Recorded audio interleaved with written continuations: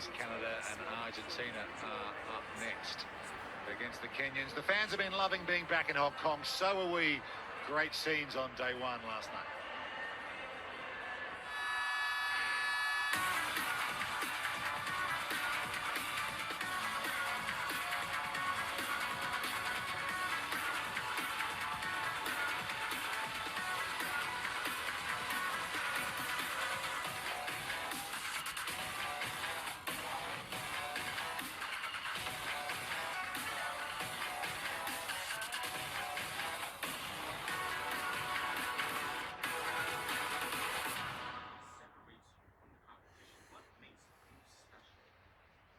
Yeah, great to be back, and Gareth Rees has joined us on the commentary gantry. Gareth, you watched that game very closely. Canada also close against Ireland.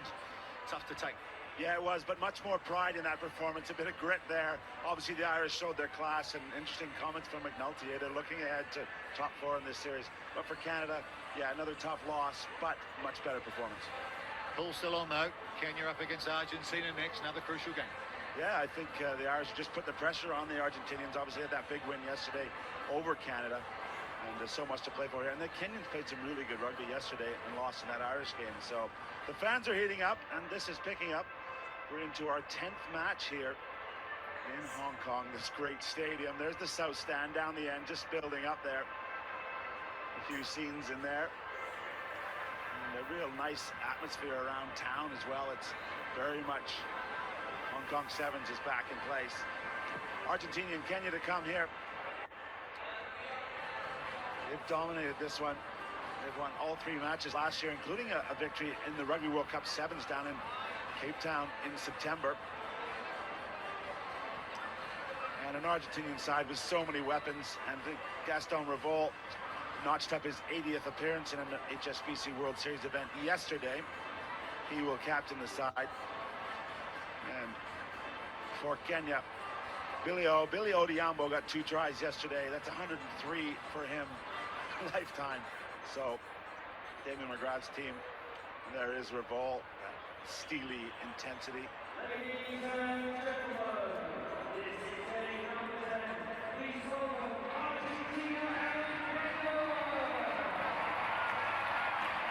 Hong Kong Sevens is back. It's Argentina and Kenya here. Pool D action continues. Ireland have 2 wins in the pool already. Kenya in the dark jerseys looking for their first. Gareth Rees here. Great to be back in Hong Kong. Great to be with Rob Vickerman. Rob, you got a nice little buzz around the city last night. It definitely feels like it's Sevens again. Oh, it certainly does, Rees. Yeah, everyone is loving being back. The South Stand in particular are exploring every opportunity, every minute of the day. They're going to be reveling. This is going to be a big task for Kenya. Jeremy Rosier, the Frenchman, in the middle. Vastly experienced. The referees did a great job yesterday. 8 matches on Friday night, and there is Damien McGrath. Smiles on his face. One of the many Englishmen in charge of one of the World Series teams here. And how about this guy, Marcus Moneta? Wonderful in his first game. He'll have to back it up this one. Kenya with a massive hanging kick to get us underway here. They need possession, and they've got it through Herman Humwa. As we said, they played some really good rugby yesterday, Rob, but Irish were just too clinical and too organised for them. Yeah, they really were. And it showed the things that Kenya can do is beat you up for a start because they're massive. But they keep the ball well. It's just getting over that line, get those line breaks going. They've got a good offloading game when they win these collisions, and that's what they have to do against Argentina. But Argentina, as you've just seen there, are relentless in their pursuit to stop them. Well, the Kenyans, as you said, not afraid to try the offloading game, although they have had some handling issues, which keeps them under pressure. This is better. Some phases strung together here in the opening minute. This is a Saturday morning in Hong Kong, the second pool game for these teams. The right arm was free, but no one to offload for William Baka. There's a direct line. And the offloading you talked about. Oh, the show and go. Sublime dummy from Vincent Anyala. Under the pole for Kenya. Absolutely brilliant. It's exactly what they needed to do. Big carries, offloading in the middle, support play, ticked all their boxes. Exactly what McGrath wants from them.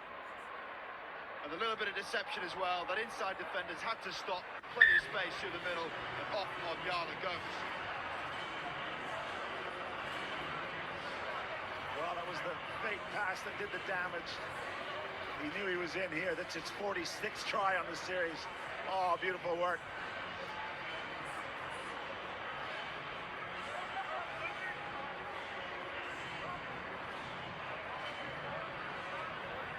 Monday with the extras, so 7 points the advantage here. Great start for Kenya. Nobody knew where the ball was. Finally, Feld gets his hands on it. See, Eastbro just trying to set up his defender, but Kenya were up to it. Ball catching pass in the middle. Oh, a tentative effort in defense. Off and running. Oh, look for the pass out the back door. Perhaps wasn't needed. Kenya bend but don't break. They now mount the attack from inside their 22. Momentary isolation for Anyala here. Support arrives. And it's a fair steal to the referee. The support was too late. Argentina counterattack. Feld rides the tackle. Kenya not rolling away. Quick tap. Gonzalez. Short ball. Isco's there. Argentina on the board.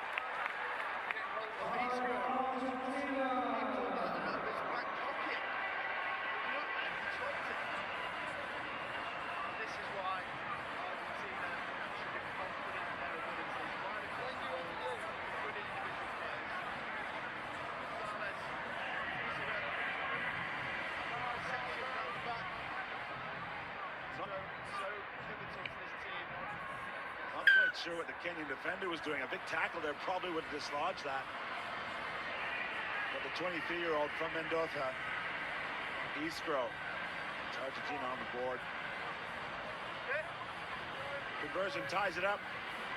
And Rob, of course, this Argentinian side were very much in the hunt to win the whole thing last year. The final day of competition in LA, they were one of 4 teams that could have lifted the series title.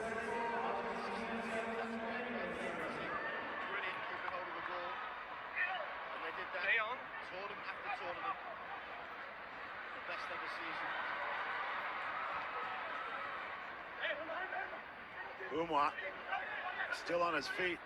Ball's put back. The short side's open for a moment, but Isco doing it on defense, putting the tackle in. Kenya coming back midfield. The dancing feet of Daniel Mtabu. Lost forward. And again, those handling issues, 2.8 handling mistakes per game, one of the highest for these Kenyans. When you're folks are trying to catch the ball and Sancho puts his shoulder into your back. Time is off. That is, oh, look at that, bent backwards. You are good? Uh-oh. You're good or you want to sub? Argentinian whiplash. You took a hit in the head or not? Just on the pitch, Hum was down momentarily, just having a little look. Which minute we are? Yeah, he's not good at all. Yeah, and the referee Rosier is recognizing HIA, of course, is in play here. Because it isn't fair.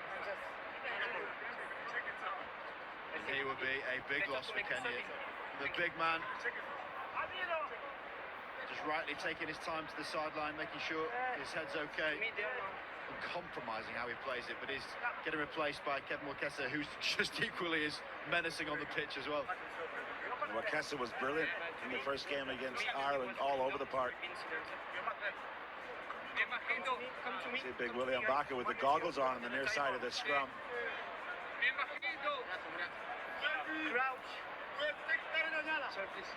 Yeah, Manetta wants one thing, and it's the ball. See if his teammates can get him into some space. Revolt. Drop ball, Sudzu. That's his role. Spinning, keeping it alive. Monetta's up flat. Now he's got a ruck.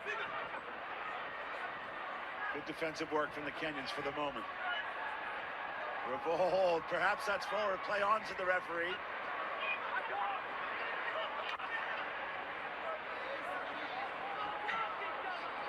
Over the last couple of minutes of this first half, it's been a really tight affair.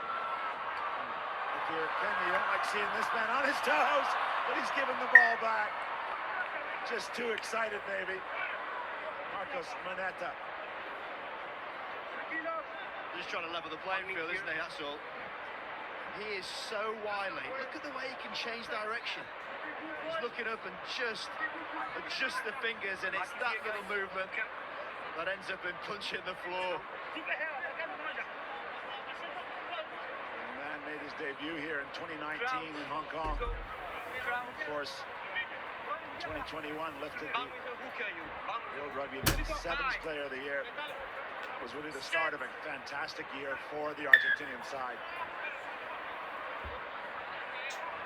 Early push from Argentina. Kenya, some set-piece possession. Use it now, please. And now they're going to work something straight from the training pitch here. Let's see what they got set up. A couple of runners don't get it, and the pass to nobody. I don't think that was how Danny McGrath drew it up. But Oyu's picked it up. So experienced Nelson Oyu in his 48th World Series event. Big carry from Kevin Wakesa. Okay, advantage first. The referee playing advantage. High tackle. There's contact above the shoulder line. Quick tap. Tobias Wade. For a ball. The kick for himself. He's brought down. They're going to come back and have a look at it. It's gone too far from Moneta. The referee's gone to his pocket here. No, it's after the ball is gone. It's tackle of the ball. Tackle after the ball's gone. Oh, that is a close one. It's always a different one to judge as a player because you're not necessarily looking at the ball. You're trying to tackle the man. Certainly from behind him. Could be a little bit of a controversial one, that. As the kick is too long, it's penalty only and yellow card for me. Sorry, come here. The kick is here, so it's at the end of the kick, so it's 5 meters. The tackle of the ball after the ball is gone, so it's penalty at the end of the kick, so it's here, 5 meters. Surely it's where the ball lands on the late tackle, not where it ends up. Scrum. So they'll choose the scrum with a man advantage. Let's see here, Rob. The defender's committed. We should also say he wears goggles, Willie, with his eyesight not being amazing, but that's not to excuse it. I think from that angle, you can perhaps understand why the penalty was given, but you tell William back with the head shake, he wasn't pleased with it. And it must be said, it always looks much worse in super slow-mo like we got there. Totally does, Rich. This is that split-second decision. You have to try and stop a flying Argentinian. You've got to put some weight behind you. So a huge opportunity here. 7 Argentinians up against 6 Kenyans who are backed up 5 meters from their line. Revolt to put in. He's going to use the space, force the Kenyans to cover the whole width. Poor skills. Moneta gathers it well. He's dancing on his yellow boots. We're into injury time in the first half here. Revolt with a great pass, and it's open right up. Augustine Fraga, the 20-year-old, gets a try at the death here for Argentina. And that is down to Revolt and his coolness under pressure. You got a Kenyan flying in about to whack you. You need to have a bit of composure. The ball gets away, and because the committed defender, the gap's there on the inside. Fraga, he takes it. But that is down to the old man Revolt. Augustine Fraga, part of the new look Puma 7 setup, only his 8th World Series event, and an important strike for Argentina. At the end of the first half, they're up 14 points to 7 over Kenya.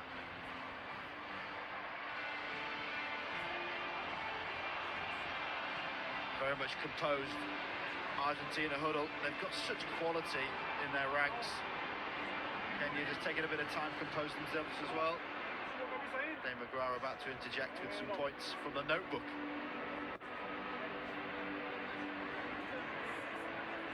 Of course, inside no strength of the stadium. They were finalists in 2018, runners-up to Fiji. One of the several teams that Fiji's defeated on their 5-game win streak here. They're looking to add one more here in Hong Kong.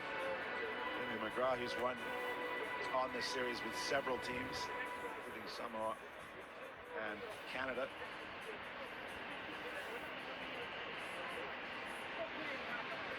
One of the more experienced teams here at Hong Kong, Kenya. Over half of their players have played here before. 145 players across the tournament haven't. Which really shows how these players are new in their cycle of sevens. Of course, a very famous award up for grabs here in Hong Kong. Yeah, the Leslie Williams Trophy, the best and fairest, and the Best Culture Award for those making their Hong Kong debut.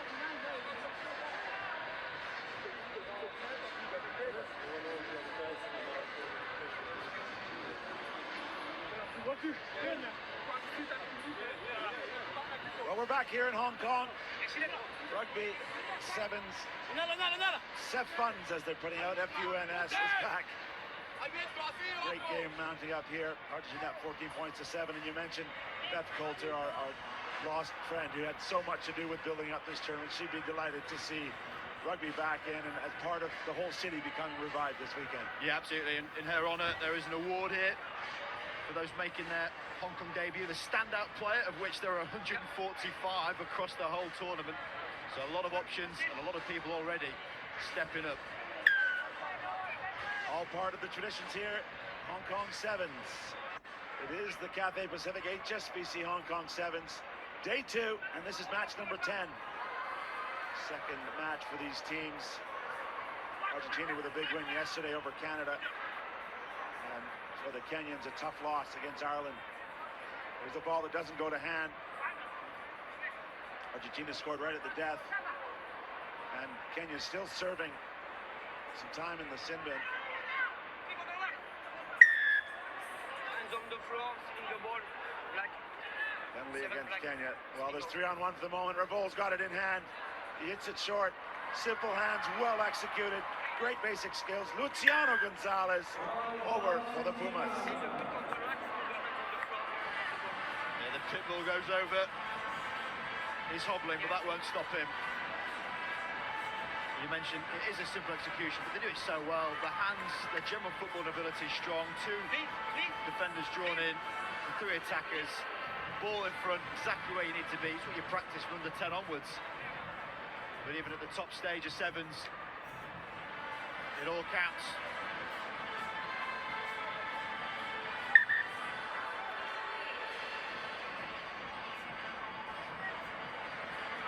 Tobias Wade pushes that one right.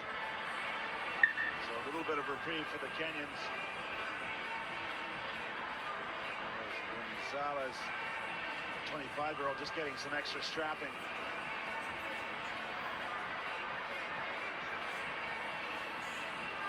Marcus Bonetta, he'll be looking to step up in this game as well. Yet to see out of his magic with the ball on the foot. Loves a kick and chase. And a really expensive sin bin there. Somewhat questionable. 2 tries conceded by the Kenyans. Sevens game is always on a knife edge. Kenya back to full strength. Into a couple of quick tries here. That's knocked. Looks like it's gone forward off an Argentinian hand. And yeah, good team refereeing there. A little bit of help from the assistant official. And sideline coach is appealing as well. yes. The Kenyan management, a little bit of grief, and perhaps one in the first half. That was definitely forward. That White one 8 and white 11. wasn't quite as slight.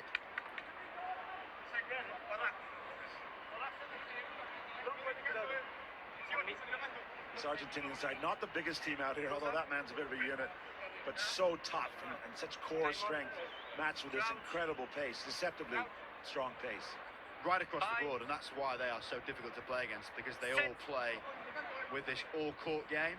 They can all catch, kick, tackle, pass, and they're abrasive. It's a good mix. Earned them 4th place on the series last year.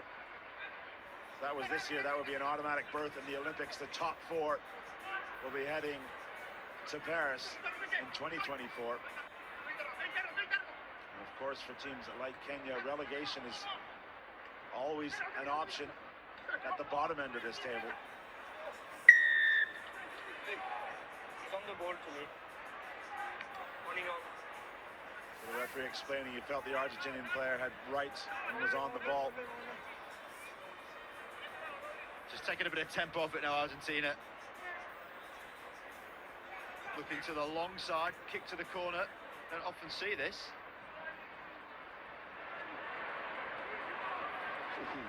Flirting with the corner flag, but Please stop the commentary decision.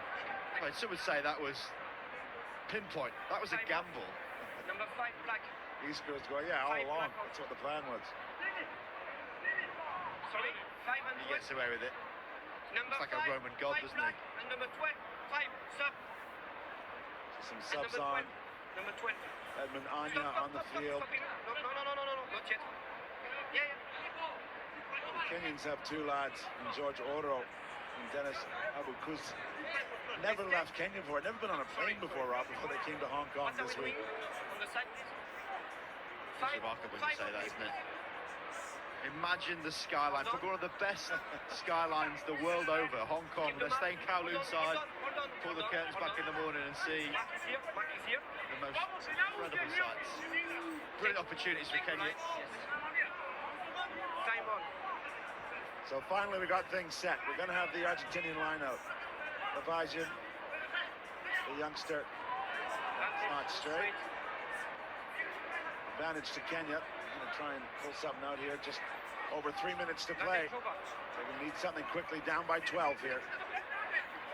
Off of the foot. This is Pool D action. Ireland already have notched 2 wins in this pool. Kenya looking for their first.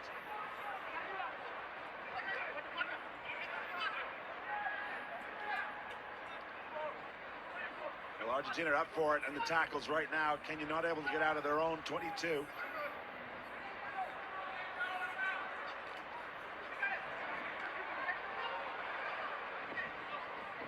There's Anya. He's wrapped up, and there's a Argentinian player down for the moment. There's a heavy tackle there. Kenya can take advantage of it. Oh, and they can't. Quick tap from Argentina. 11 black. Oh, continuing to the leg drive. He reached out for the line. Referee is in great position. No. Let's listen in. Listen in, Jeremy Rosier. TMO. Matt, can you hear me? Okay. Just wanted to check if there is try or no try, because to me it's on the line. Was allowed the reach, Otherwise they come back to and an it's advantage, only not a one 10 blade against of 11 grass black. needed. A try for me. And the thing they're looking at now is that he maintains contact with the ball, and obviously the ball does get to the whitewash. It's if he puts his right hand down to give him any type of movement forward, it'd be Okay, questionable. thank you very much, Matt. It's a try here. There it is, Jeremy Rosier using the TMO despite him being in outstanding position. Argentina's got their 4th try of this match.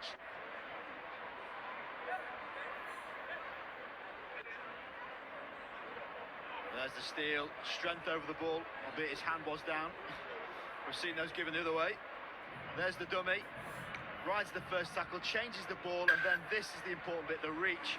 It does look like he crawls a bit there, actually. One of your options as a ball carrier is to reach out and score, which is exactly what he's done there.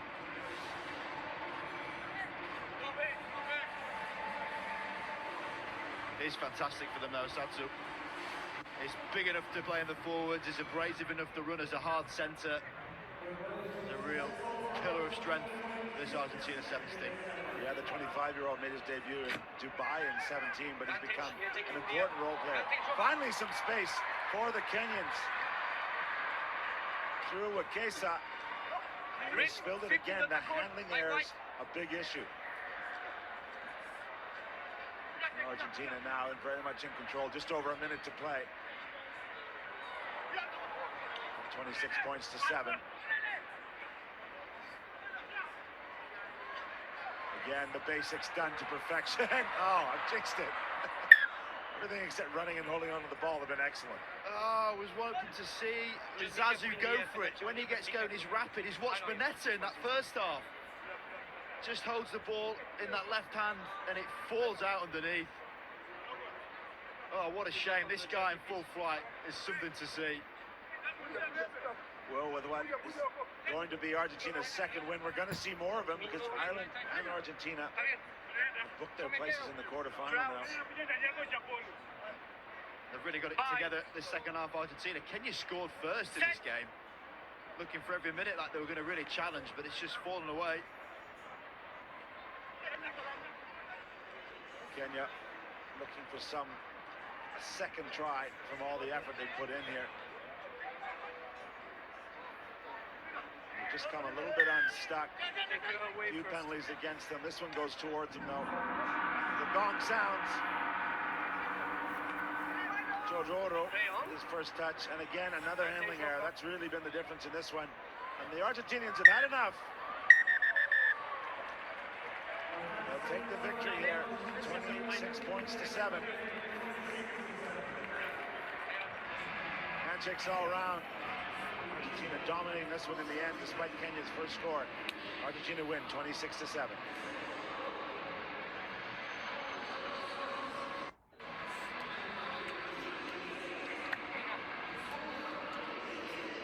So because of the format here, 4 pools of 4 in Hong Kong. They had one game last Friday night.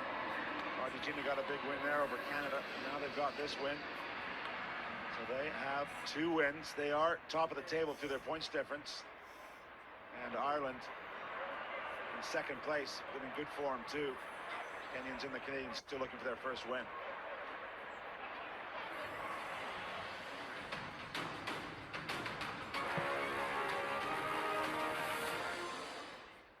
Let's keep the action going. Over to Dallin Sanford and Zach Test. Good morning to everyone tuning in, and Pool C is the action we turn our attention to next. The USA with a slender 1-point win against Spain, Fiji dominating Japan by 9 tries. So it's the United States taking on Japan next, and Zach Test, your country that you've represented 8 times here in Hong Kong, up next against a Japanese side that is desperate for their first win. Yeah, the U.S. had a good day 1 yesterday, squeaking out a win against Spain. They'll want to look to get a win here to book their spot in the quarterfinals. Japan had some good moments against Fiji. They'll want to continue to build on the things they did yesterday and take on a very good U.S. side. Here come the sides now to this beautiful Hong Kong stadium. The United States led by Perry Baker. And there's Mike Friday. A rare smile you'll see. Had a good chat to him this morning about his side, and he said a lot rests on the shoulders of the experienced veterans. 4 debutants in their side, but they start with a team with Malachi Esdale. They got the game-winning try, and Cody Malfi, who was a magician yesterday, setting him up. And the Japanese side, coached by Simon Amor, well, scored the first try against Fiji, and then went down by those 9 tries. 2 tries scored, though, by the great Taishi Hayashi. He's been an excellent player for them as he continues his form here on day 2. Our referee representing Fiji, Tavita Rocco Vereni, has the whistle.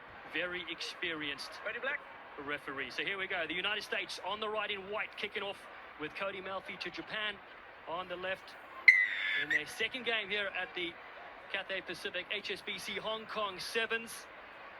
It's near midnight on the East Coast in the USA. And good afternoon to you in Japan tuning in. And that kick, not the perfect start at all for Cody Malfi. Yeah, not the start they were looking for. You could see Cody was looking to put it to the big rangy. Aaron comes there, just put a little too much on it. We'll see what Japan has for their first tap pen of this day. Here is Hayashi at Tokai University. Couple little steps and he goes to the open side. Yoshizawa looking to bust free. Cummins has him on a good tackle. Looking on the right side, Camille Latinara is their most experienced player. 39 years of age, is still doing the damage. To the left they go. Yakushiji, and then crashing forward just outside the 22. Japan, little space opens up. Taichi Yoshizawa does great work. Latinara to Hayashi, and then just a bit of confusion there. Players very tight around that area. Yeah, you can see early on what Japan is looking to do. They're looking to test the interior defense of the United States. Try and stay away from the big players like Esdale and still on the edges. but backed up in their 22. U.S. likes to call for scrum. They like to put the hands of Malachi Esdale in the centers, use his magic footwork to get them on the front foot. Simon Amor in picture there. 4-time straight Hong Kong Sevens titles, captaining England. Now leading all that's good about Japan coming up this series. Big little jump step there from the United States, and Marcus Tupuola gets a little bit of space and a lovely flick back into Esdale. Malachi Esdale, and the Eagle has landed. The US get their first score here on day 2 in Hong Kong. Just the start the U.S. was looking for. Cause a Japanese error, get their set piece platform going. Yeah, Marcus Tupuola just stretching those Japanese defenders, finding Esdale, who cleverly comes on that switch there. And he is just a gliding sprinter there, going all the way 80 meters for the first score of the day for the USA. Yeah, you could see just floating, little hitch kick, putting his defender in the spin cycle. And then Esdale, you can just see the calmness in his face. He knows he's got green pastures in front of him. Looking around for defenders and touching down for the first 5 of this game. Kick from in front from Cody Melfi. And it represents the US Army. There's a quick restart coming off to Japan. 7-0. Japan leap up as they go down the short side. Noeki Fukushi, a real talent for his country. Tatianara, a couple of little jump steps, a little goose off as a switch. Ayashi, and a lovely line again towards the halfway line. Just losing their feet was Perry Baker. It's a quick tap. Takamasu Maruo on debut has a crack on the outside, doing really well. Again, Aaron Cummins with an important tackle against Japan. Lacianaro with a big offload on that near side. Japan keeping it in the field of play. Looking for a response in this game. Oh, beautiful break up the middle. There they go over. Koki Yakushiji on debut scores for Japan. A very popular try here in Hong Kong. Brilliantly worked from the Japanese there. Testing that short side.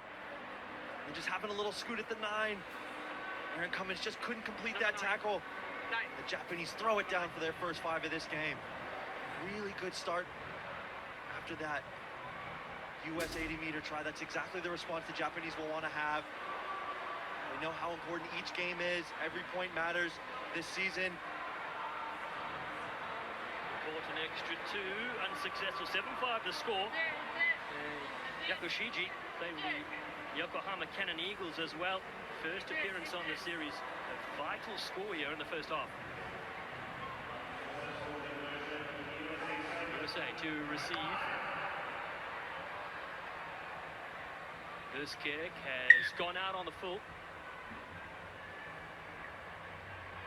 Now again, we see another restart with just the ball going a little too long, going into the touchline. On the full. The US again will call for a scrum. Good scrum. They'll want to split the Japanese defenders. They've got Esdale here on the short side with Perry Baker. We all know what he can do when he gets a one-on-one. Marcus Tupuola with the ball in hand. Man from Los Angeles. Perry with all his experience captaining this side this weekend. 2-time World 7 Series Player of the Year. PB, as he's known for short on socials. Melfi changes direction with a hot step up. Tupuola, the part-time rapper, part-time rugby sensation from Belmont Shore in Long Beach, California. Over the top goes Lacianara, and Melfi gets stuck. Cummins comes in to collect. Under all sorts of pressure is Aaron Cummins. The All-State wrestler, former track athlete as well. Tupuola. Difficult ball. Russell Basri puts his head down, and the young gun fires one in for America. That's what they needed here. Under a lot of pressure from Japan. Their second score. Ben Purcell, the UCLA stalwart, showing all of his power and pace. Really good job by the U.S. there. Taking the wave of the Japanese defense. And Purcell, just such a smooth operator, just sees the gap in the Japanese defense and slices right through. You can see that the Japanese are looking to take a little bit of a playbook out of what the Spanish were doing to them last night. trying to really attack the breakdown. But once again, Brissell just finding his way through for the second score of this game for the United States. Conversion successful, very important score as well. The US look to lock up a quarterfinal berth here at the Hong Kong Sevens after a 15-14 victory against Spain last night. And Brissell adds his name to the books. Final play of the first half, Japan. Soka, what a take from him for the Brave Blossoms. Japan, who hosted us so superbly at the Rugby World Cup in 2019. A brilliant nation with brilliant people. And Fukushi takes it to the halfway line. A powerful run. Still going strong. Moeki Fukushi. Then finally brought down at the 10. Little jump step. Yoshizawa keeps it alive. Oh, beautiful flick pass. Latianara sees a bit of space as he saunters in. The one-handed dish has been pinched by Melfi. Another little flick from the magician that is Cody Melfi. Here comes Perry Baker. Air Force 11 in full flight. The US strike yet again, and it's a Melfi-Baker combination. We love to see it. Once again, these two are doing some brilliant things. Yeah, a little pop pass trying to keep the ball alive from the Japanese. Cody Melfi and Perry Baker leaving right where they left off last night. Little out the backdoor flick. Perry Baker, when he sees green pastures, he is deadly. Perry Baker equals the record of 230 tries by Sibela Sinatla and Santiago Gomez-Cora on the series with that score. Kick sails over as well. It is half-time here, and it's the United States that lost out to an early lead here, 21 points to 5 against Japan. Well, Perry Baker, we mentioned 2-time Sevens World Series player, but equaling the record set by the great Santiago Gomez-Cora and Sibela Sinatla from South Africa. What a accomplishment. Yeah, to be a part of that list of those elite men. We all know what Perry can do, and just another accolade for him. The true test is how can he lead these men this weekend. We all know what's at stake here this year.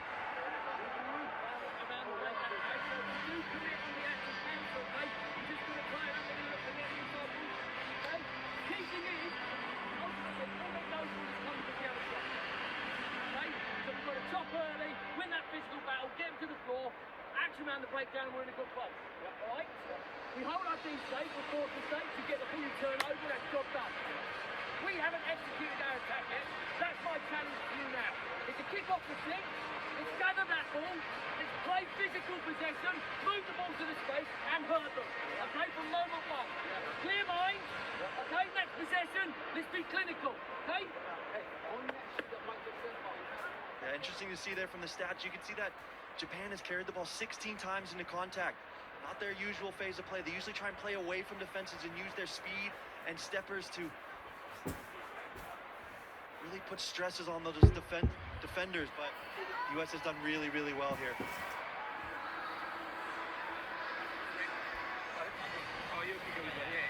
The Cathay Pacific HSBC Hong Kong Sevens welcomes you back here. Second half action about to go. Perry Baker now on 230 tries. Equals the record set by Santi Gomez-Cora from Argentina many years ago, as well as Sibela Sinatla, who also has 230 from South Africa. Well, one more to beat that record and work his way up the charts. Perry Baker, the poster boy for rugby in America and around the globe. Japan, though, will have other ideas here for the second half. They trailed 21 points to 5 in this Pool C clash. The US win this, they go to the quarterfinals. Lovely take again from Maruo Soka on the right-hand side. For a big step as they try to cut back in. A couple of dummies. And Fukushi comes flying in. Early penalty for the Japanese side. They want to get on with things as they go through Noguchi. Yashi finds Suoka. Well, there's an overlap here. They've worked it really well to the corner. The big bump. Can they get over the line? The ball's being placed.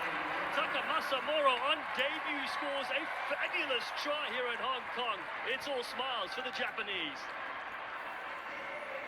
Well done by the debutant there, up against Ben Brissell, who's a very strong individual, but he just overpowers him for Japanese second score. Really well done there, playing up-tempo, putting no stress on the U.S. defense. And you can see fighting, scratching, clawing, the big reach. And he gets another 5 points for his nation. And Brazil did everything he could to try and stop that attack, but a brilliantly executed 3v2 by the Japanese there. And then the debutant scoring his first try on the World 7 Series. Coach Simon Ambo unlocked several players in their early 20s, and Maruo is certainly one of them. It's a good restart, contestable. Baker can't handle. Advantage here just for Japan. They'll play it to the Brave Blossoms. Suoka again, Shotaro. Lovely balanced runner, finds Noguchi on the right, who throws a dummy. Noguchi! Can he go the distance? He's being chased by Esdale. Oh, what a rip in the tackle as well. Purcell is there. Japan will look to run through on that. A try-saver from Malachi Esdale. Brilliant work from Esdale there. Working his way back. Not giving Noguchi the free run into the try zone. Just unfortunate for the Japanese there. They had the US dead to rights. Just a dummy and go. Slicing through the middle. But Esdale didn't give up. Fought and weighs clawed. You can see the frustration by Noguchi there. He knew he was in. Yeah, they started really well. Here comes Tubola though for the United States. He throws one dummy at Baker outside of him. He flicks it in. A one-handed pick up there from Bracell's fantastic. Perry Baker, the captain, looking to cut back in. Floats one over the top of Malfi's head. Bouncing ball for the big unit that is David Still. Takes on 3 or 4, gets the offload as well. Aaron Cummins has a big race for the line right now. Cummins puts on the jet shoes. And he's burning fossil fuels as he goes the distance. He's there. The United States go coast to coast. And they have yet another score to extend the lead here in Hong Kong. Aaron Cummins, big AC, touches down. His first try in an Eagles jersey. The two big units of Still and Cummins finding each other in the middle of the park. And Cummins had the capacity to get himself 80 meters for the try. David Still, a big unit. Look how many Japanese defenders are trying to take him down, and Cummins in the right place at the right time. That big, long, rangy stride that he has the capacity to finish it and round it into the middle for make it easier on his kicker. David Still just being an absolute nuisance. Aaron Cummins jotting down for another 5 for the USA. Aaron Cummins, 25-year-old, national sevens champion with the Chicago Lions. Played in Major League Rugby as well, the Dallas Jackals briefly, and Premier Rugby with the experts. Melfi goes to his left boot. Kevin Giamore pops this one back to Perry Baker. Esdale. And there's been a knock-on, though, in there. Japan will take possession. Good tap back from Gavin there. Perry just couldn't quite get the handle on it. Has a slight little knock-on, which gives the Japanese new life. 18 points down with less than 3 minutes to go. They're going to have to score quickly, get the conversion, win a restart. Tall mountain to climb. United States, their 15 side in action this weekend as well for the final Rugby World Cup 2023 qualifier. They will take on Portugal, Hong Kong and Kenya as well. Here comes Noguchi though. He's been a real creator for their side. And Japan looking to go with Ken Kurihara, man educated at the University of Cal Berkeley, playing under Jack Clark, and another breakthrough. Yakushiji, what a run and a flick as well at the back door. Japan are certainly not done in this game. Again, they crack it on, bringing tremendous speed. Looking to cut back in. Nakagawa with the captain's armband. Penalty inside the 22. Quick tap. Kurihara shifts it across field. 1 of 3 Golden Bears, and the team reaching for the line. Oweki Fukushi. We will check to see. He's getting a high five going. He says yes. Yeah, it looks pretty good from upstairs. The referee will just check with his TMO. Yeah, that's a good score there. Just what the Japanese wanted in a response. Play up tempo. Stress those US defenders. Put 5 points on the board. And get back in with a 2-score margin here. Perfect strike from Oweki Fukushi. Playing with the Hino Red Dolphins in Japan. And all of a sudden, 28 points to 17. Yeah, the Japanese always like to play up tempo. You can see the step, the fend, the dive in, and the high five. 4-5. Well, there's a side that finished last of the core teams last year, but it's a new season presenting new opportunities. The women's side, the Sakura Sevens, won the Challenger Series. They'll be full-time on the series as well. Good things happening there under Simon Amor.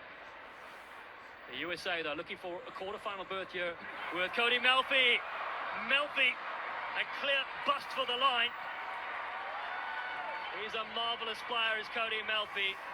And he'll dot one down for the US, confirming a place in the Cup quarterfinals. Yeah, you can see how much this game means to those boys. Nail in the coffin in this game, booking their spot in the quarterfinals. Huge for this team. Don't quite have the experience that they usually have on the 7th circuit. But bringing in some new players, booking their spot in the quarterfinals is huge, especially in this Olympic qualification year. Melfi, the try scorer, pops this one into the south stands. Yeah, just a cheeky little tap back from Esdale. And then the magician that is Cody Melfi just sneaks his way through 2 Japanese defenders, looking up on the scoreboard, trying to see if there's people chasing him. And puts the nail in the coffin in this game. Well, 4 debutants, a couple of them on the field right now for the United States. Big kick here to Gavin Dermora, looking to grab this one. Japan snaffle this one up. But Sam Walsh on the field and Will Chevalier for the United States for the first time ever. Japan with a step in midfield. They've had a great tournament so far. Kei Morita with key moments for them. Even though they got beaten heavily by Fiji, they are able to put it through the hands here. Ken Kurihara does superbly for Japan, and the penalty as well. Kurihara, who played at Cal with Sam Walsh, now going head-to-head on the international stage, the Golden Bear. Oh, what a footwork. Taichi Yoshizawa, and the offload again. Kurihara in support. An inspired finish here from the Japanese side. Fukushi to the right. Nakagawa using the full width of the field. Kei Morita, can he unlock something on that far side? Nakagawa is there. This is brilliant sevens from this Japanese side. Across they come, one more time. Kurihara, a lovely step for the line. Walsh looking to bring him down. The 2 Cal players going in, and Kurihara scores. What a moment on debut for Ken Kurihara and Japan. Yeah, you can see the brotherhood between those 2 Cal Bears there. Some brilliant attack from the Japanese there. A lot of hitch kicks, a lot of step backs. Yeah, just slicing through the middle and dotting down for their consolation try. It's been a good contest here between the Japanese and the USA, but the USA come out on top, booking their spot in the quarterfinals. Kick goes to the side, and that's full time in this game. The US 2 from 2 so far, victorious by 35 points to 22 against Japan. Well, Sam Walsh there, getting his opportunity for the USA.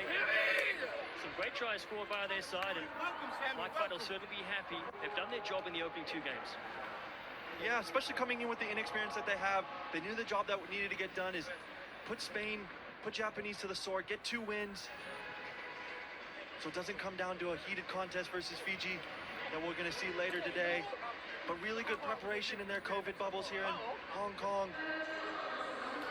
And a really good display from a young US team fighting for each other till the end. Unfortunate for the Japanese, they had some really good moments here. Just couldn't quite finish a couple sets, which allowed the US breathing room and able to book their spot in the quarterfinals. Great smiles from both sides. Very impressive display from Japan. And the USA flying high so far here at Hong Kong. Take a look at how things stand so far with that result. See the USA up there with the 6 points.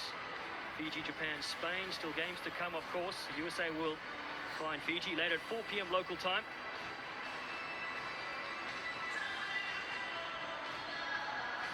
So America, strong start in this tournament. Oh, 2 of the greats of pitch side. And let's get a reaction here from Gareth Rees. Make the mic stand any lower, but we've got 2 of the greats that have graced this stadium. Mike Friday, head coach of the USA Eagles. Simon Amor, head coach of Japan. Great to see you here, boys. Yeah, it's great to be back. Great to be back. Thank you, Mikey. I feel like I'm being interviewed by him again. So rare, you're lost for words. Of course, an incredible record for both of you. Simon, you captained England to 4 victories here. Mikey, you were a coach on all 4 of those teams.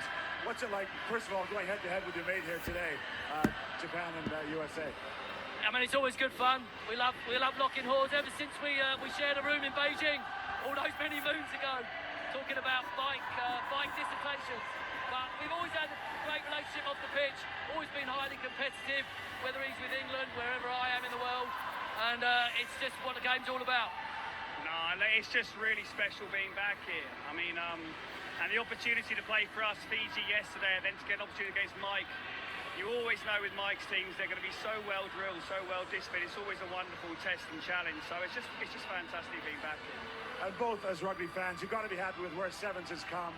You know, globally, the Olympics, everything. It's got to be a dream come true in many ways. Yeah, jumping away 15's a fair bit. It is amazing being back. It's a different sport, but it's a special sport. And I feel really lucky to be involved in this and really lucky to go up against this guy because I learned an awful lot from him. Don't tell him that, though. Don't tell him that. Some of it off pitch. All right, well, thanks very much, gentlemen. Good luck for the rest of the weekend. Really appreciate you doing this. Cheers, thanks. Thanks, Joe. Over and out. So great. Those 2 characters, 2 of the best in the business in the coaching ranks these days, doing wonderful things for their adopted countries. Living on a prayer is what they're singing here at the Hong Kong Stadium. As the games keep rolling in on day 2 of the 3-day tournament, Pool C, the other 2 teams featuring Fiji and Spain. Fiji victorious against Japan yesterday by 59 points to 12, and Spain losing out to the USA 15-14. Here's a look at the head-to-head in the last 5 meetings. 4-1, Spain's victory coming out there in Dubai. A brilliant performance by that Spanish side. Alongside me, Zach Test from the USA Eagle, and well, Spain have the ability to upset some of the bigger sides. Yes, they do. They've got the firepower, they've got the skill, they've got the fitness to put Fiji to the test, but it's all going to be about containing their flair. We know what Fiji can do. They can open up defenses and really cause havoc, so it's going to be the discipline of Spain, making their tackles, covering those offload lanes, and then when they get the chance with the ball in hand, keep it and put those Fijian defenders under pressure. Fiji fans in the house. Fancy dress, check.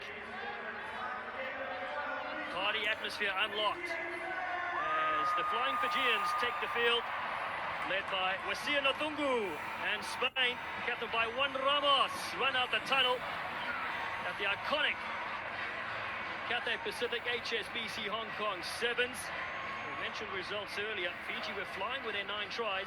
Spain, they lost Leonis, a very close one against the United States yesterday, but they can make amends in this pool. The side coached by Pablo Fehu, and Fiji led by the great Bengalings.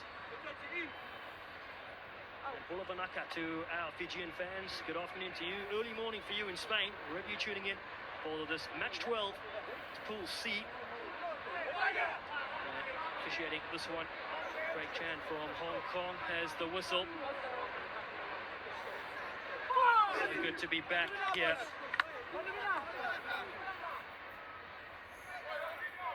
(1,308 days before we kicked off yesterday. Fiji, 5 consecutive titles, the last 5 here. Spain looking to cause all sorts of mayhem.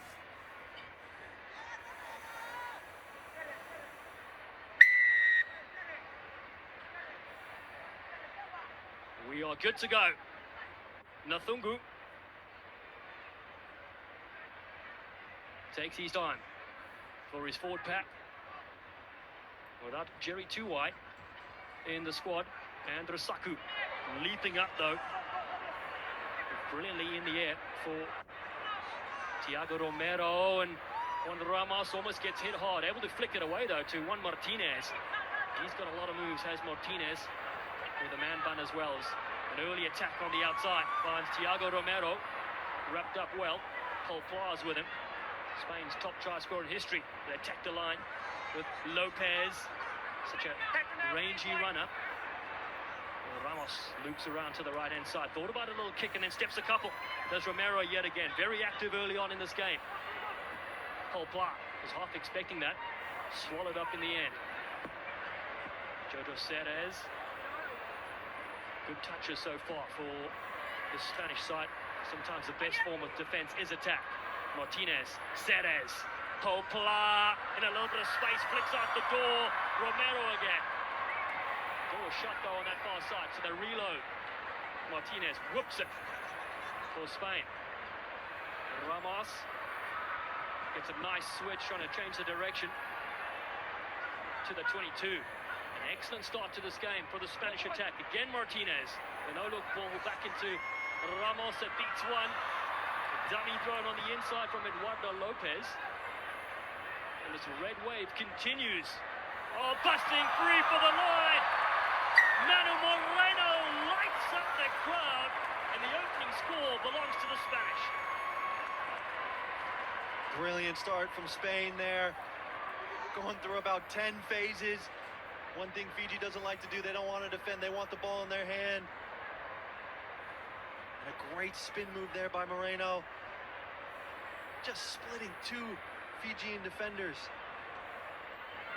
Spinning through and putting 5 points on the board for his side. Great start from Spain, exactly how they wanted to start this game against Fiji. They just put them constantly under pressure, phase by phase, and finally got their moment for a one-on-one spin move. 5 points. Conversion over as well. 7-0. Last time was in Dubai when they won. Pablo Feju guided Spain back to core status. He was here in Hong Kong in 2017. He's kept them here since. 6th season as head coach. Former Spanish Sevens captain. It's a massive restart. Talafolo flicks it back. Volleyball style to Wasia Nathungu. Gaps opening up. Nathungu! He's a star of the show. And Wasia Nathungu releases on the outside. And they'll bust free in again. It is the Flying Fijians, and Ioane Temba picks up where he left off yesterday. Temba with a hat-trick last night against Japan. Gets the first score for Fiji here. Nathungu, with all of his experience, just slicing through that Spanish defense and finding his teammate who's got the pace to finish. One thing you can't give Fiji is any alleys, because if they get a sniff, they are deadly.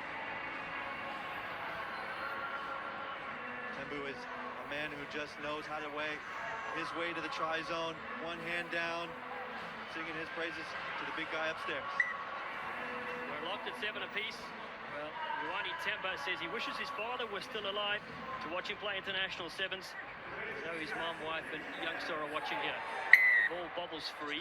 Penalty in the air. Yeah, it's a new thing on the 7th circuit. They're really protecting those pod lifters and pod jumpers. You've got to be in a true position. You can't run into them trying to affect their catch. You've got to be in your own position, trying to catch it cleanly from the air. So up the field they work. Juan Ramos. They test rugby for Spain as well. Good set piece here for the Spanish. Martinez drifts across, gets a nice switch yet again, but it's been read by Wasia Nathungu. Eduardo Lopez goes again. Short line, Manny Moreno, this time wrapped up by the big frame of Jasur Bakurnabili. He comes in yet again.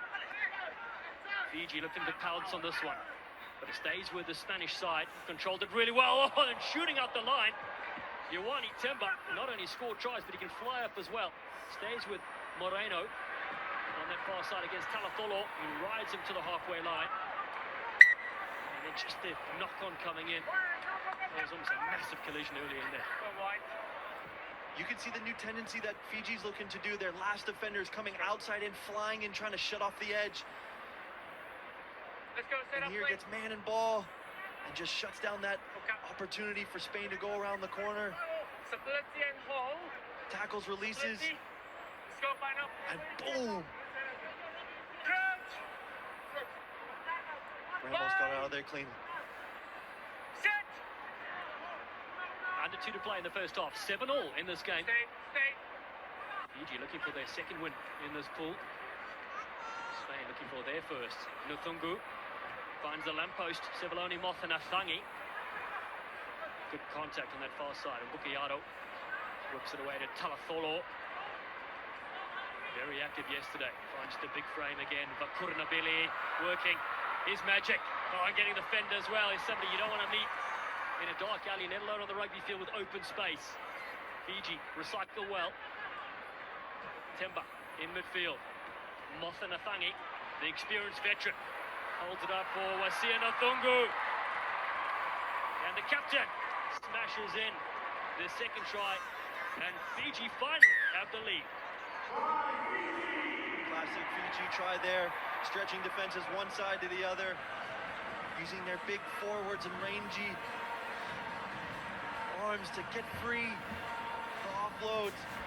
Spanish just got a little condensed there, and Moganathangi just putting in two defenders, releasing the captain around the edge for Fiji's second try in this contest. Police officer at the Buck station touches down. He's at hand in everything. 115 tries for his country. The Spanish players there wanted a forward pass. The referee didn't give it to him. Kick sails over as well. 14 points to 7. Wasia Nathungu plays with the Police Blue Rugby Club. Former soccer player until he turned his attention to rugby. Knocked down from Talatolo. Paul Pla comes in, good skills, and then can't pick it up. Lopez hacks it ahead. It'll take us to the half-time break. A very tense one in this Pool C clash. And it's Fiji that leads Spain by 14 points to 7. Paul Pla almost picking up there. And that's the thing about the Spanish side, you can never count them out. Oh, they've got brilliance all over the place. We could see in that first 7 minutes that they're really testing this Fijian defense. Paul Pla with a little grubber just quite couldn't pick it up and go the rest of the way. But that's the start they want in this second half, in this first half against Fiji, is try to contain them as much as they can, put them under pressure, build the phases. As you can see, 26 passes completed there, just moving those Fijian defenders around. As we all know, Fiji, they are deadly with ball in hand. 2 line breaks, 2 tries. It's what they're built on. Line breaks, flooding offload lanes, finding each other, and finishing. And Zach, you played against them many times. What is the tactic? What does Spain need to do in the second half to stick with them? You've got to keep them in front of you. You've got to make your tackles. You've got to put these men on the floor. They've got long range arms. They try and separate you from the ball. But if you can put them on the floor, because they're flooding offload channels, they quite get isolated sometimes. And that's the moment to pounce on it. But you got to make sure that you're making your tackles up front, putting them on the floor quickly. Spanish side here in Hong Kong. Moreno has been outstanding. Ceres as well, and Lopez. Big second half to come.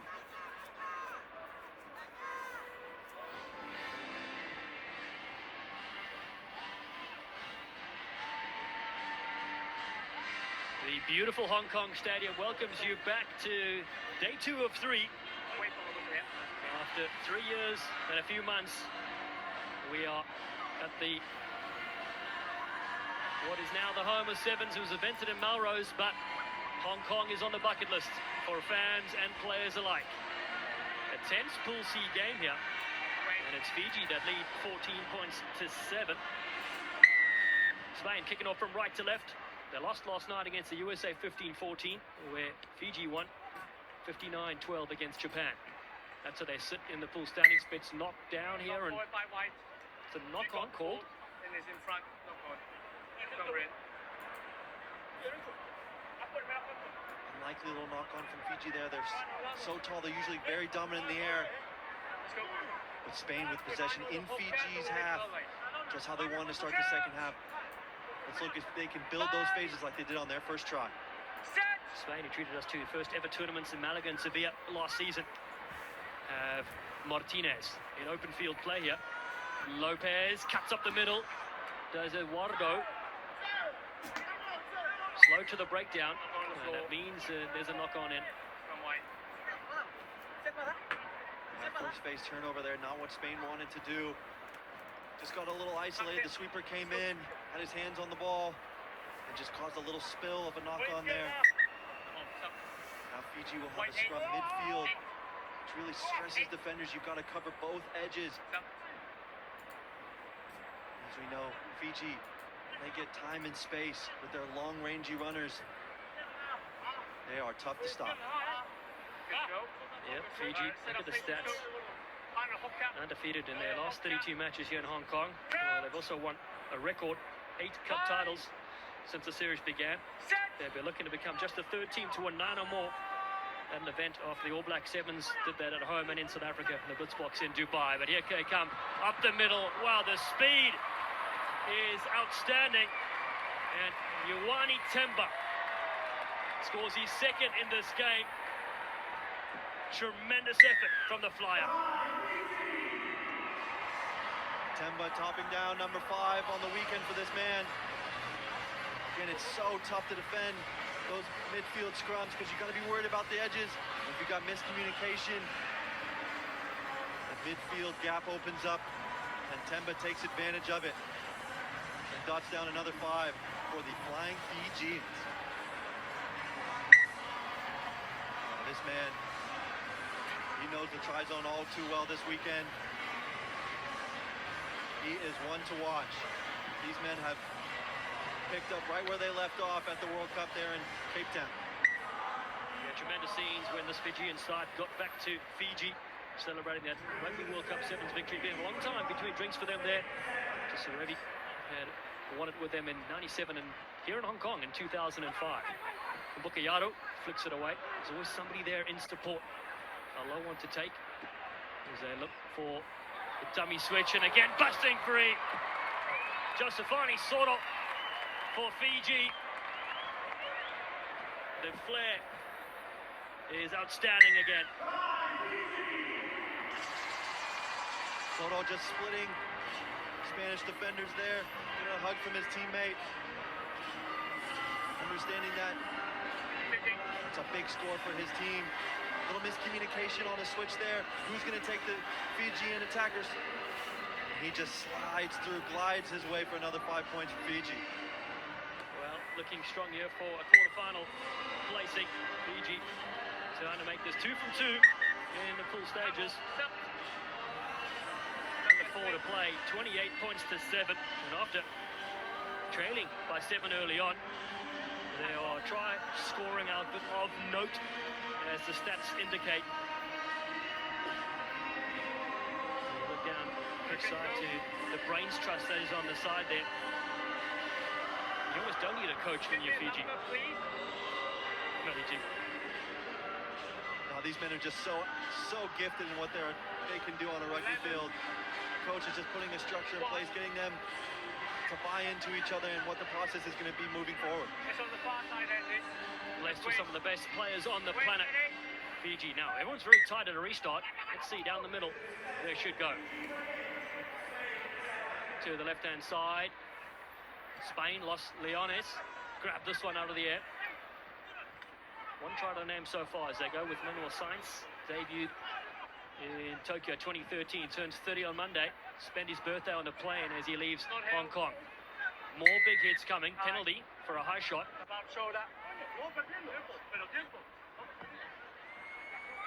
Yeah, just a high tackle there from the Fijians. Stay behind.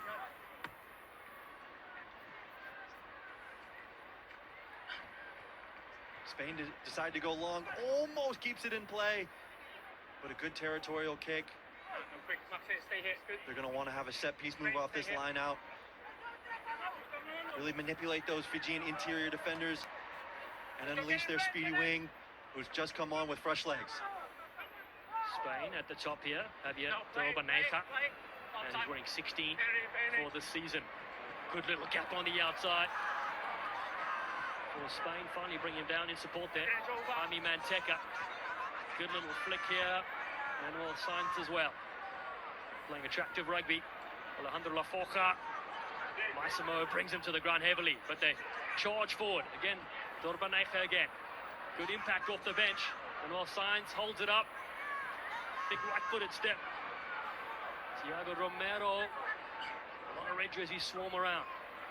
So they keep it tight. Sainz.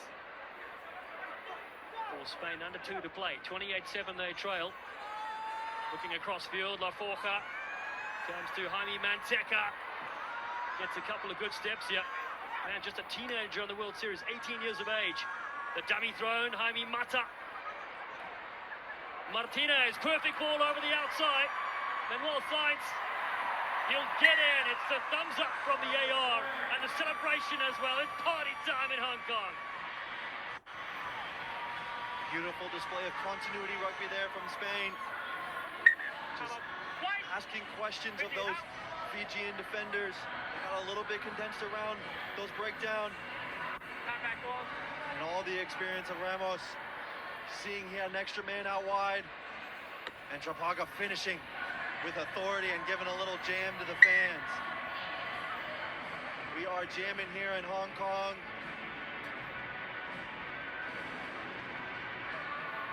The extra two goes through the uprights, and Spain 28-14 minutes ago. They'll probably run out of time here for the next game. France, Uruguay coming after this, but they've shown some glimpses of some fine form in their return to Hong Kong, chopping up and popping down on the ground for Tira Patterson. And Fiji. Ipon Bukayaro throws the intercept pass. It's well read. Great support there. Javier Dorbaneja has it for Spain. Can they get another quickly? Oh, no! Penalty though comes their way after that blockbuster hit, and they make their yellow as well. Wait, the mark is hit. The mark is hit. Offside. Fantastic passage of play there. An intercept trying a big hit. Big step again. Oh, lovely fullwork sliding to the line. Juan Martinez keeps his man bun intact and gets on the scoreboard. New life for Spain here. They get this conversion. They're within 7 points. With less than 20 seconds to go. We have a game on our hands. It's going to be critical that Spain win this restart here. Oh, and a brilliant spin move by Martinez, dotting down for 5 and putting his team back in this game. It's a lightning strike with a final play to go. They could lock this pool match into a draw. It's 28-21. Juan Martinez goes down the middle. This restart all important. Fiji grab this one. They could just kick this one out for the win. Across. Mothanafang again floats one over the top. It stays in the hands of Nanduvalu. That goes up the middle. A beautiful pass and ranging up for this one. Fiji want to finish with a flurry, and they'll do just that. Felipe Saltoranga finishes off in style. Fantastic, Fiji. Ruthless mindset from the flying Fijians. Easily could have kicked the ball out to end this game, but they said no. We want more points. We want to put our stamp of authority on this game. Splitting defenders, finding offloads, and these men 1 through 13 can just fly.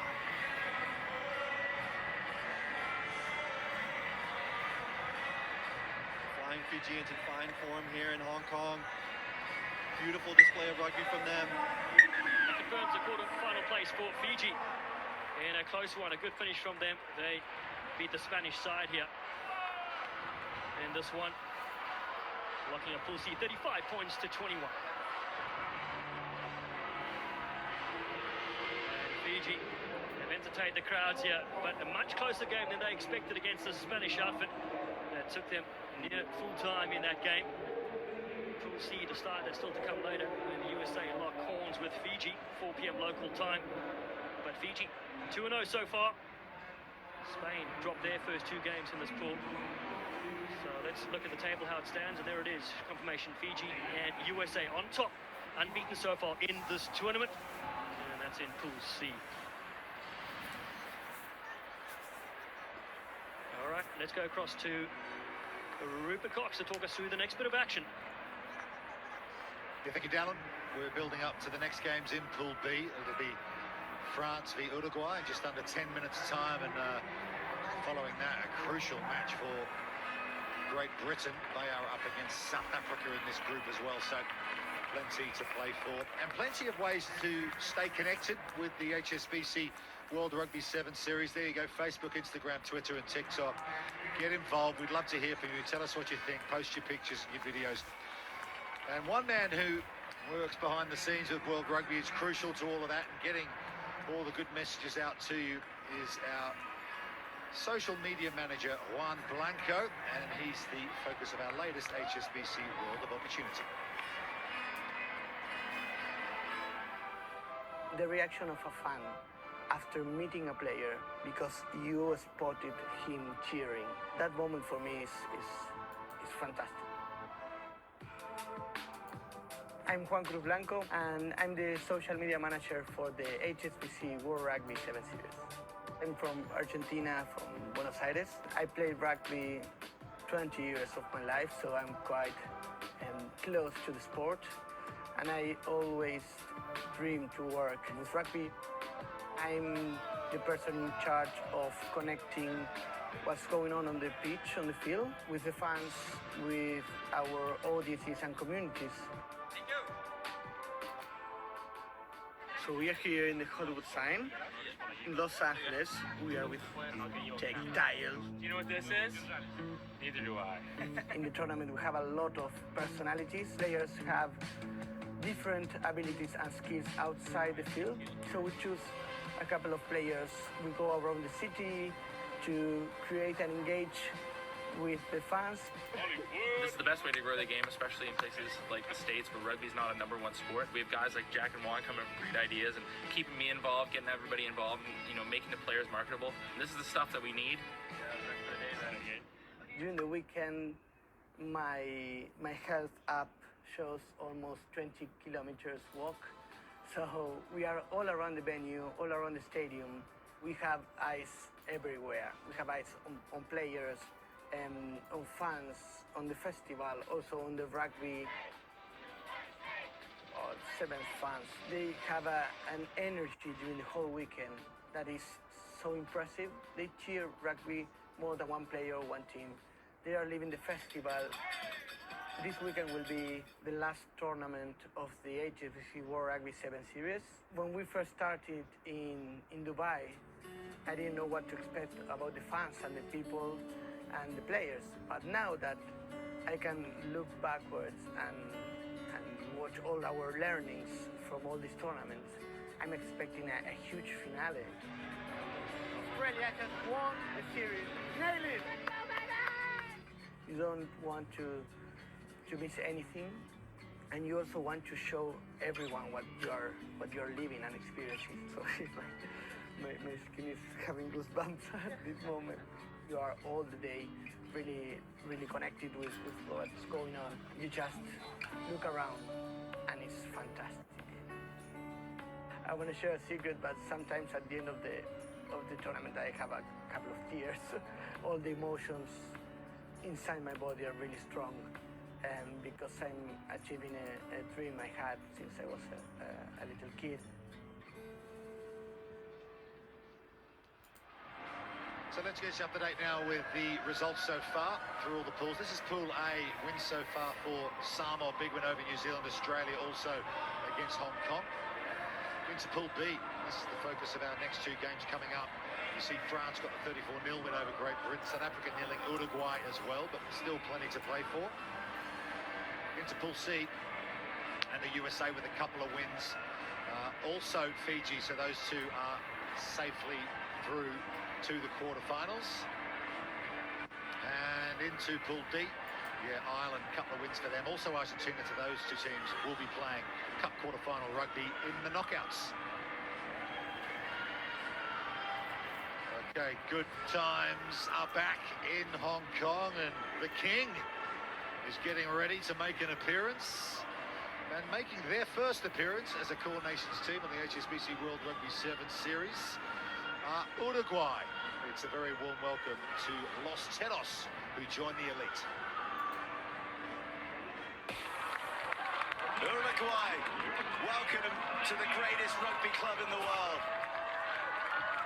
Uruguay is a new team here in the tour, so we are very excited to be here. For the first time in the series, we went to the Challenger Series and we saw an opportunity, so we take it. We achieved the goal to be here, so we want to stay here. For me, it's very important to set a good mindset, to get a good behavior and set a culture for new generations, and it will be an identity for the long term. For Uruguay Sevens, stay here in the tour. At home, we feel all the fans tell us to make a history here, to stay where we are. The team is very excited to play. Hong Kong Sevens maybe is the best sevens in the tour, so we are very excited to be there in the stadium with all the crowd. So we set our goal to make history, and we will do anything to get that goal. For Uruguay, this has been so great. It's going to be like something that strengthens all the union. Since we achieved the quality to the World Series, many things had changed. It's getting tougher. It's great that we can do that, because if not, it would be impossible to be competitive at this level. All the team is excited. The youngest are really amused of all. Of being here for the first time, the city, the lights, but most of all, we're so happy and so excited of playing with such good players and such a great tournament, and we're going to enjoy it and take advantage of this opportunity.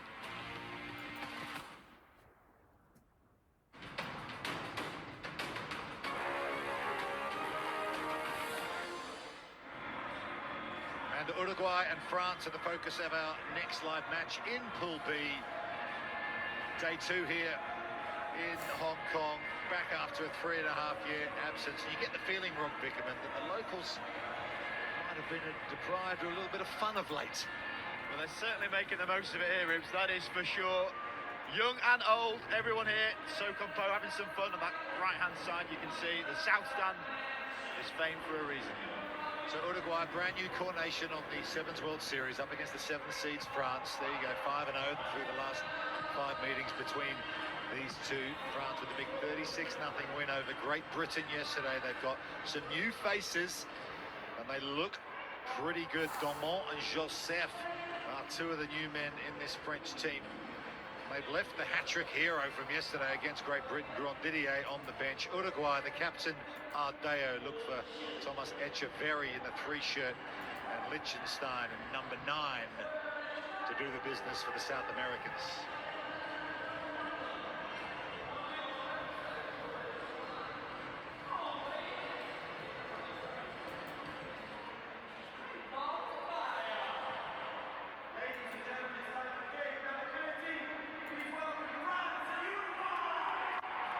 In the tunnel as France and Uruguay back out onto the Hong Kong Stadium.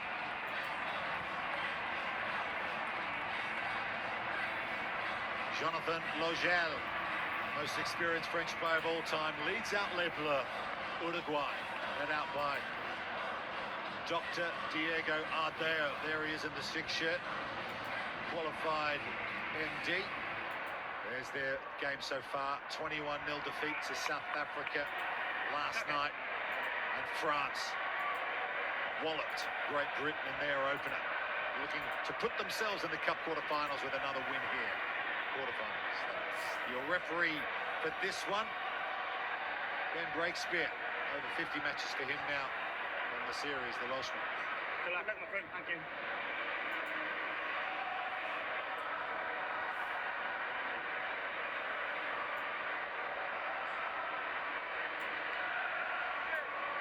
Time on.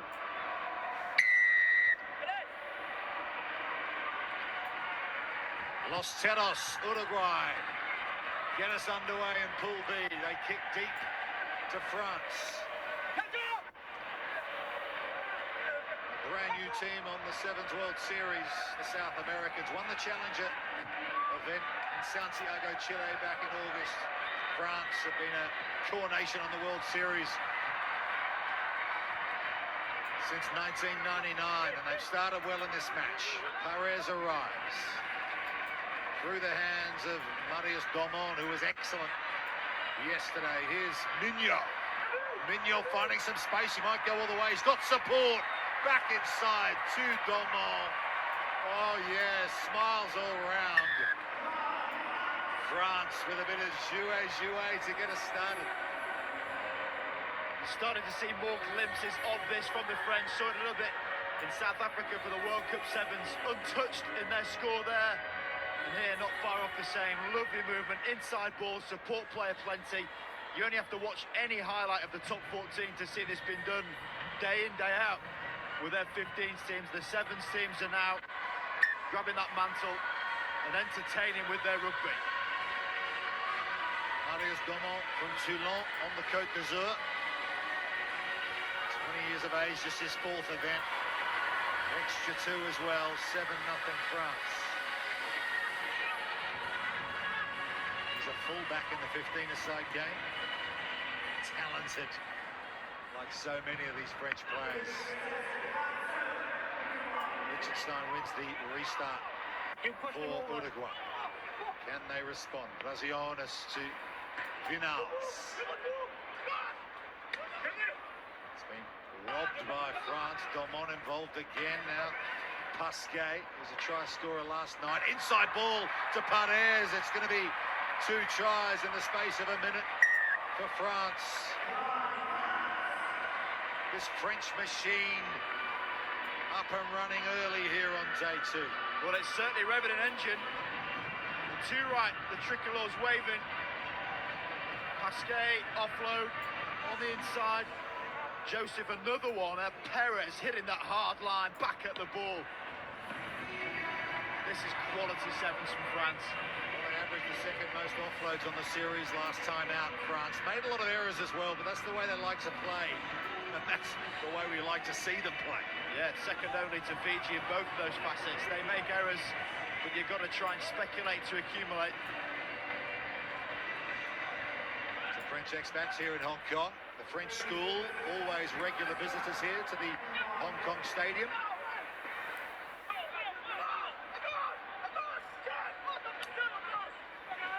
Uruguay. Suffered a couple of heavy blows already in this game. Can they pull themselves up on the canvas and make a difference? It's often a bit of a reality check. You win promotion and you run into these hardened core nations on the series. It's a big step up.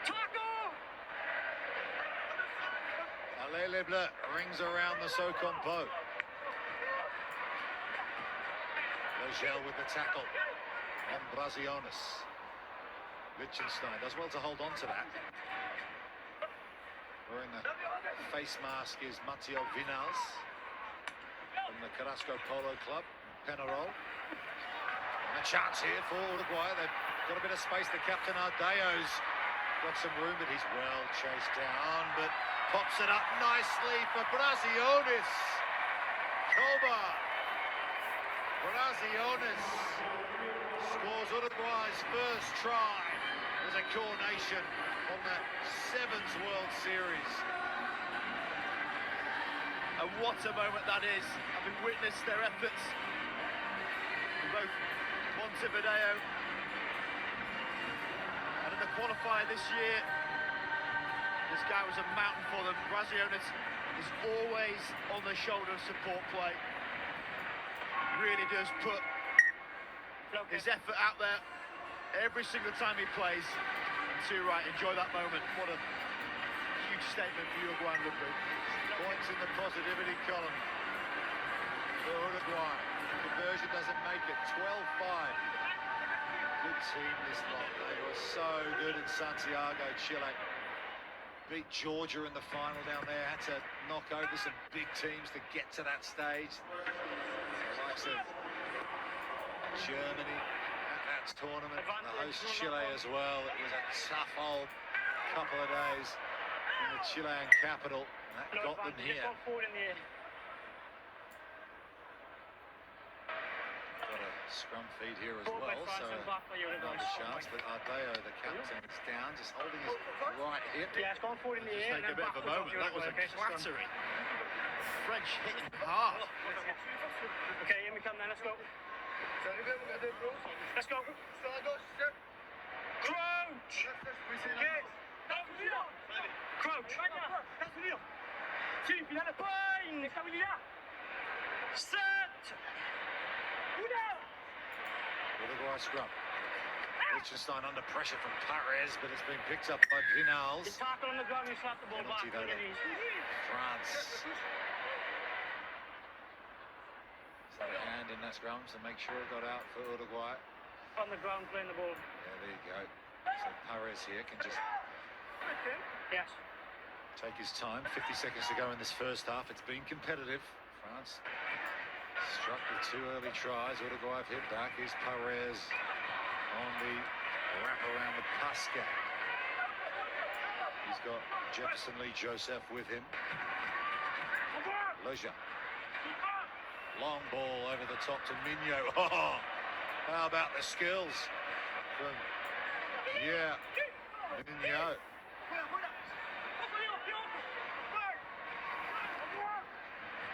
Pares. Advantage over. Over the top, it's now Varian Pascal. Pascal, long, rangy runner. Look at him go, just drifts indoors and leaves them in his tracks. Stade Francais and France 7's Varian Pascal.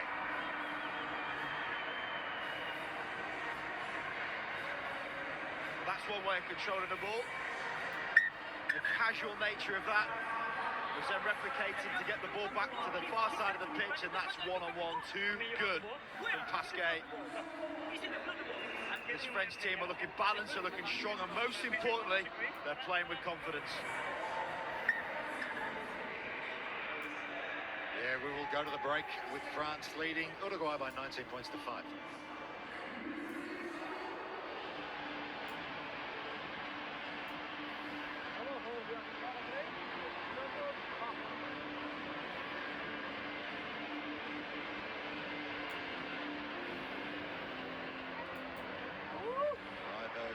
The Uruguay head coach, is allowing his players to have a word, and then he steps in.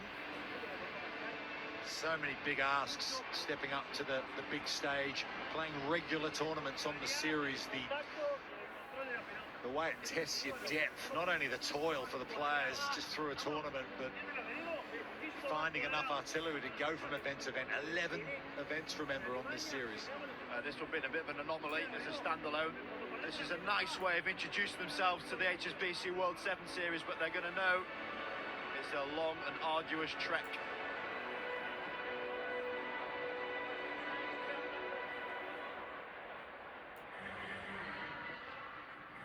Jerome Daré, good to see him here at the Hong Kong Stadium. Wasn't able to be with us last night.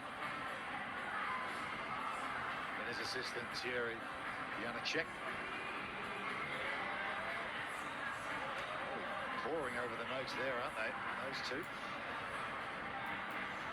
Whole family efforts, how about that?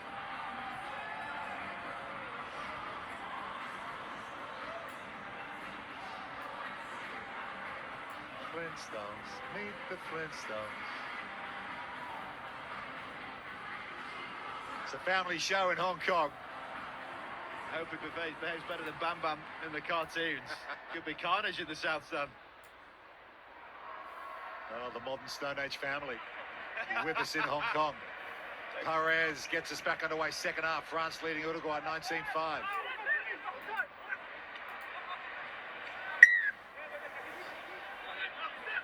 Penalty Uruguay from the restart. Vinals with the mask. Fancy dress on the field and off it.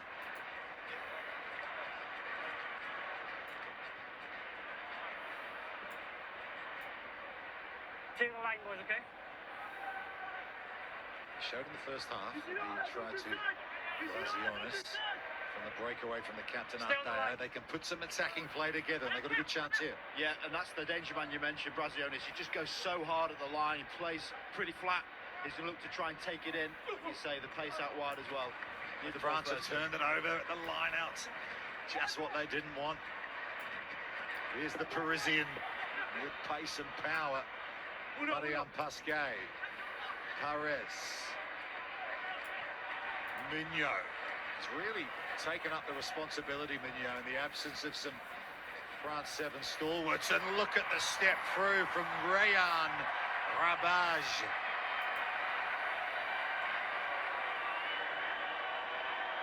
Filthy footwork from France. He's getting booed for his efforts, though. That's a bit unfair from the crowd. So simple. He stood static, but it's the deception with a little bit of the ball and then his footwork to step with. You've got a bit of time in your hands. Just give the ball a kiss on the way over, why not? Not sure that aligns with the COVID protocols, but we'll go with it. All these players are in a bubble here in Hong Kong.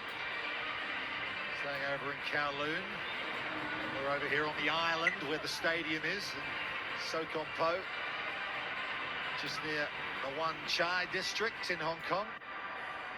Great to be back. France back, adding to their scoreline, 26-5 now. Perez kicks deep. So Vinals with the scoreline in France's favour. Good tactic to keep them penned in. Here's Ardeo. His brother's also an Uruguayan rugby representative.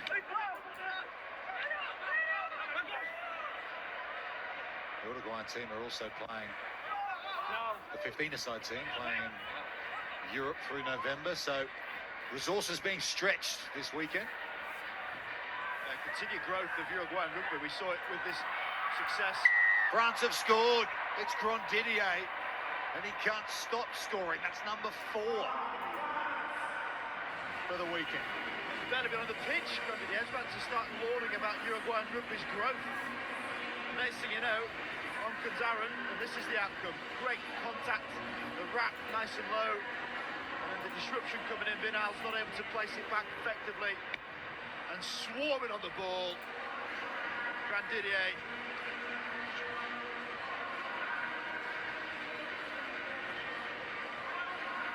Cool cat.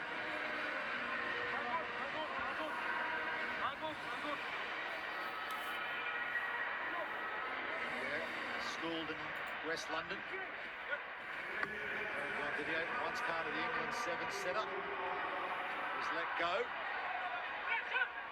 Due to his French heritage. And here he is, scoring tries for fun in Hong Kong. Uruguay down 31-5 now, just under 3 minutes to go in this Pool B game. Win here for France should see them through to the quarterfinals. Ardeo gets the handoff going, the Uruguayan captain, keeps it in field. Liechtenstein can't get there in time, and France have it back. Joseph flings it to Logel. Here's the burly figure of Dorian Laborde, and guess who? Guess who? Grandidier leads all high scorers in Hong Kong. Sun, Essay, Aaron Grandidier. Love the celebrations as well. That's what it's about here in Hong Kong. Grandidier with the pace. We've seen a real repertoire from him already in this tournament, just 2 games in. And that's his 5th.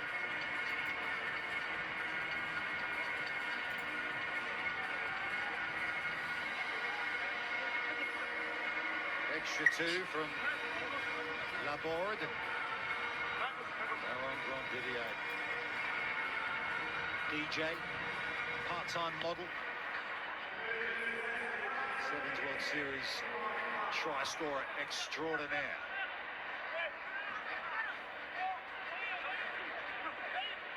Vinals.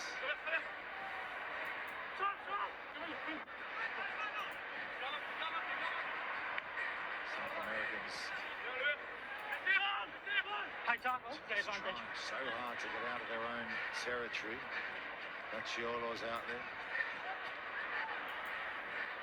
It's a good carry from Marcos Pastore. Biragi, loose ball, can't be picked up by Carlos Diaz. So Basso is out there in the 5 shirt. All the subs being given some minutes here for Uruguay. Some moments on the big stage.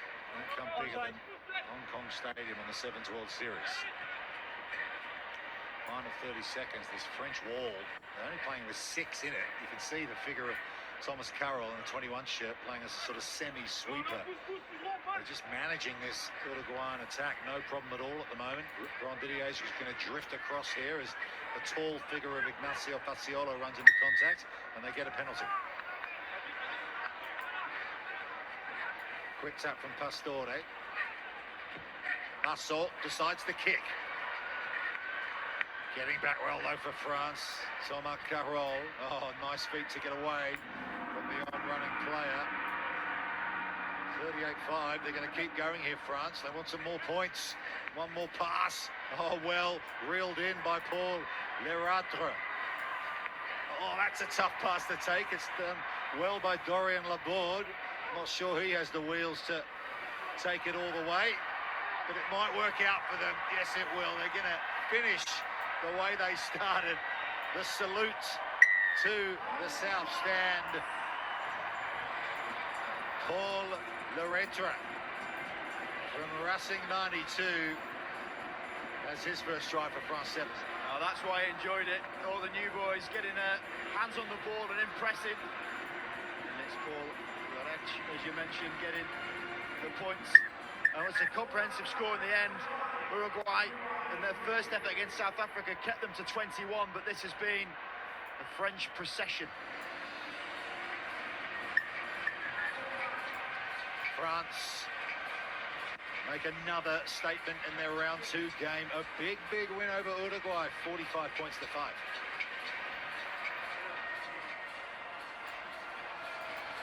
So many young players, so many new faces.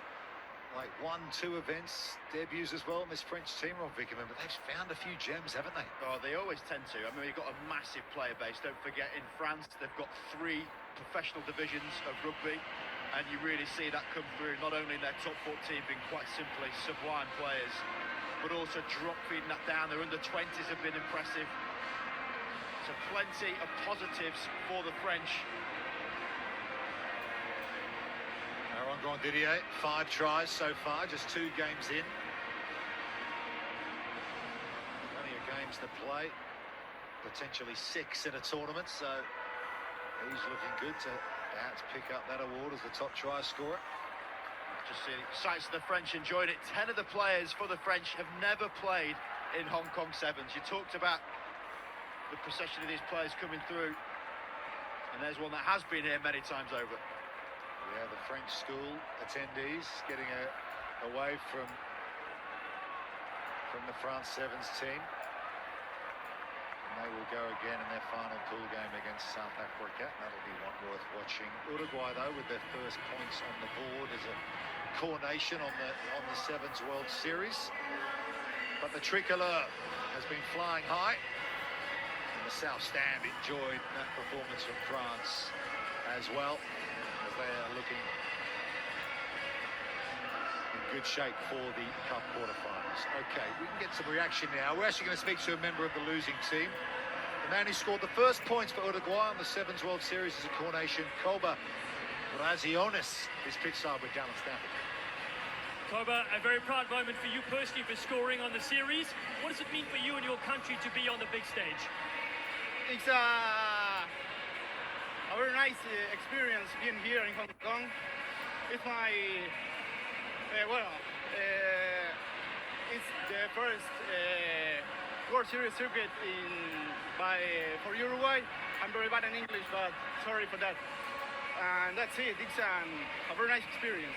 Well, you were so well supported back home. A message for your family and friends in your own language. Sorry, what? And what message do you have for your family and friends and everybody supporting you? Quiero mandar un saludo a mi madre, más que nada, que me apoya siempre. Y a mis hermanos, a mi familia, más que nada. Y a mis amigos, a los de Segos. Y nada, vamos arriba Uruguay. Thanks, Koba. Wonderful to have you here. Yeah, great moment for these Uruguayans making their bow as a coronation on the Sevens World Series. It's just after 1 p.m. here. This lot have been in here since about 8 o'clock this morning. Great stamina being shown on and off the field. Here's Pool B as it stands. France with the two big wins. Points difference looking very healthy indeed. South Africa up against Great Britain. Big game for Great Britain if they want to stay in cup quarterfinal contention.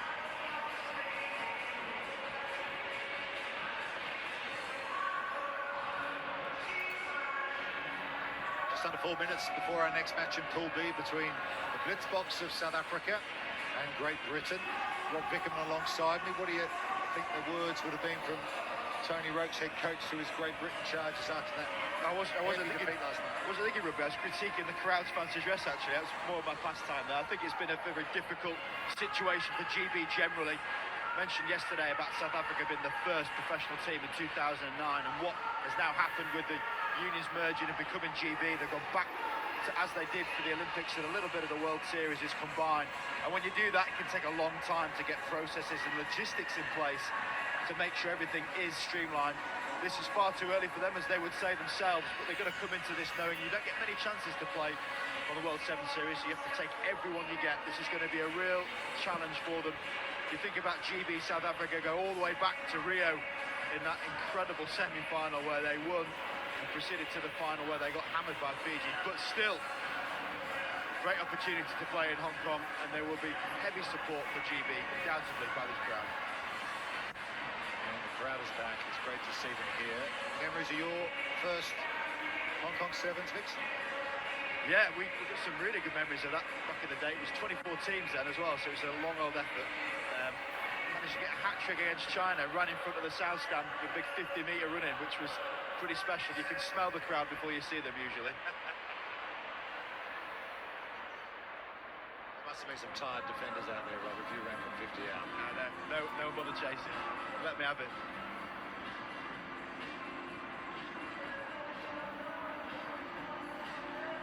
Pool B, the second seed South Africa up against the new look Great Britain, who are the 10th ranked team here in Hong Kong.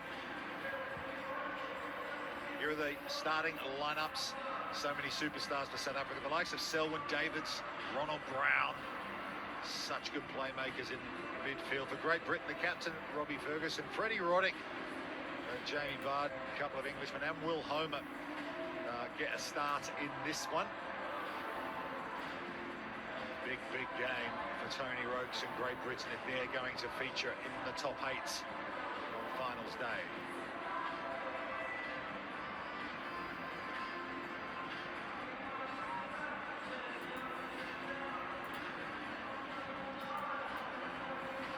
Selwyn Davids preparing to take the field for the Blitzboks.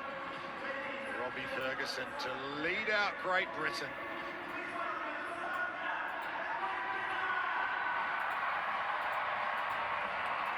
Must win for Great Britain. The Blitzboks looking to go 2 wins from 2. The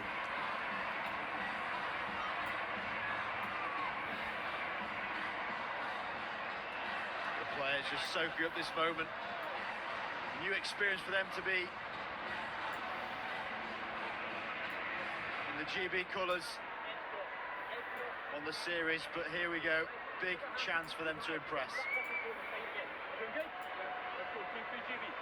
The Blitzboks, 4-time Sevens World Series champions, but they've never won in Hong Kong.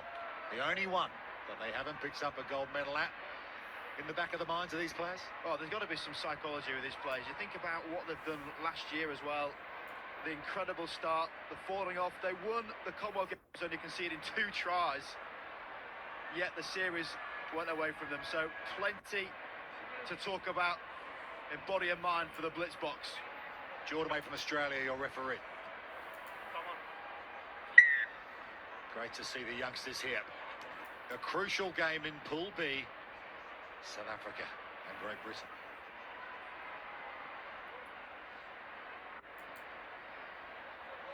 Selwyn Davids goes long to get this one started.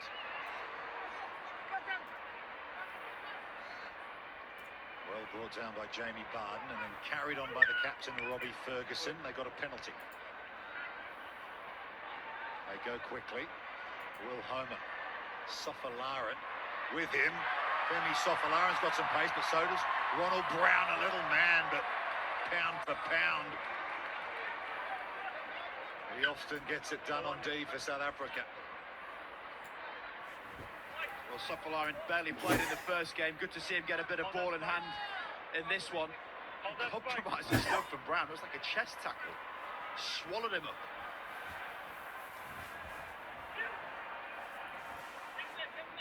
He's about 65 kilograms dripping wet, Ronald Brown, but he throws his weight around. Selwyn Davies, the hot stepper in midfield for Undalovu. Thunder over the 10-metre line. They've got an advantage. Ronald Brown thinks about going quickly. Gets a little word from Selwyn Davies. They're going to kick to the sideline. Of course, South Africa, they're in a new era. Neil Powell. As Selwyn Davies dribbles it over the sideline, beats up the meters. Neil Powell no longer with them as head coach. Sandile Ngcobo has taken over, supported by Philip Snyman.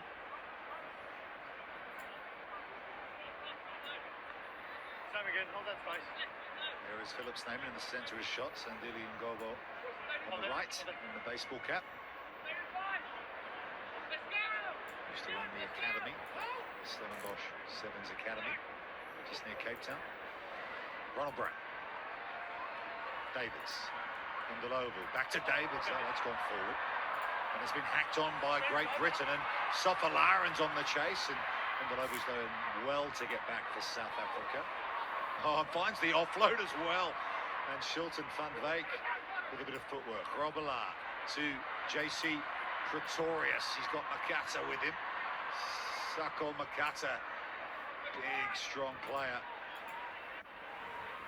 Van Wyk to Undalovu. His communication just broke down previously, but this time he cuts out Davids to Ronald Brown. A little jump step we've come accustomed to seeing on the series. Davids thinks about sneaking down the short side. Sofalarin was aware to that. And they've got the penalty, GB. Yeah, absolutely right. Good call. GB looking to just keep that momentum, do a bit more with the ball than they did yesterday. Homer. Alec Coombs. Jamie Barden. There is Alec Coombs working at the breakdown. There he is. He's got the ball. Born and raised in Hong Kong. Spoke in the week how thrilled he was to be here in his hometown. Playing for Great Britain, and they're onto it. Ross McCann's done well to scoop that one up, and here with a bit of pace up is Jamie Barden, and Jamie Barden burst through. Got work to do though. Will he get there? Yes, he will. He reaches out. It was Ronald Brown with the tap tackle, and the try is awarded. And that is an excellent score from Jamie Barden. A couple of moments on both sides of the ball. First off, Barden with that fend initially on Brown, and then Brown still staying in frame, and the sacrifice of that tackle. What an effort for him to fell him.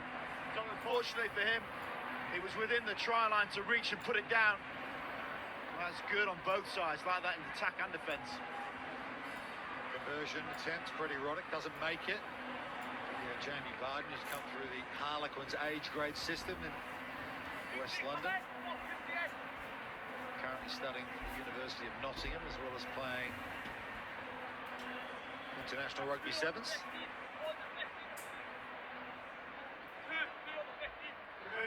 So Great Britain with the early score here. That will give them a lot of confidence after that heavy defeat to France last night. Might get the ball back here. Yes, they do. Really good stuff. Good kick, good chase. Roddick brings it down. Homer. Ferguson, the man who took the restart.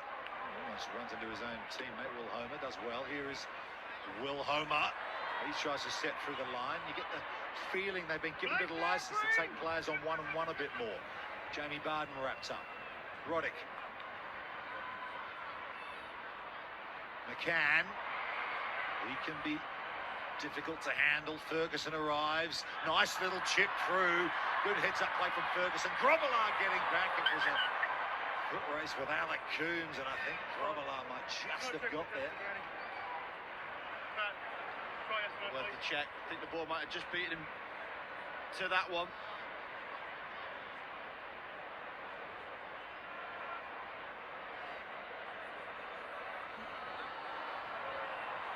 over the line either way. So, interesting call. You mentioned it about individual play groups, and it's happening because there's not that much synergy in how the teams are playing at the moment.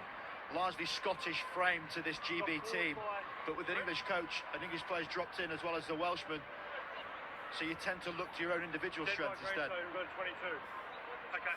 No, so both going to grounded, come off green last, gone dead, 22. 22 dropouts for South Africa. Don't see a lot of these in rugby sevens.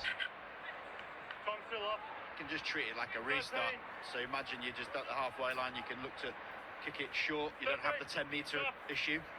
Maybe a case of just making sure it crosses the plane. So it came off green last. Tell me when you're ready. As you kick in, I'll call someone, okay? Ready? Selwyn Davids On my call. goes long towards Ross McCann. Pretorius on the chase. You've got to be careful with him running down your channel. And they get the penalty, South Africa. Arriving was Shilton van Wyk to follow up after the Pretorius hit. Chase down cars, Pretorius. Absolute sevens machine, this guy. Yeah, amazing player. He went to the same school as Quagga Smith in Mpumalanga. From there. Quagga Smith, of course, who graduated from the Blitzbox program, now a regular starter with the Springboks and 15s. World Cup winner. He's done all right. Okay.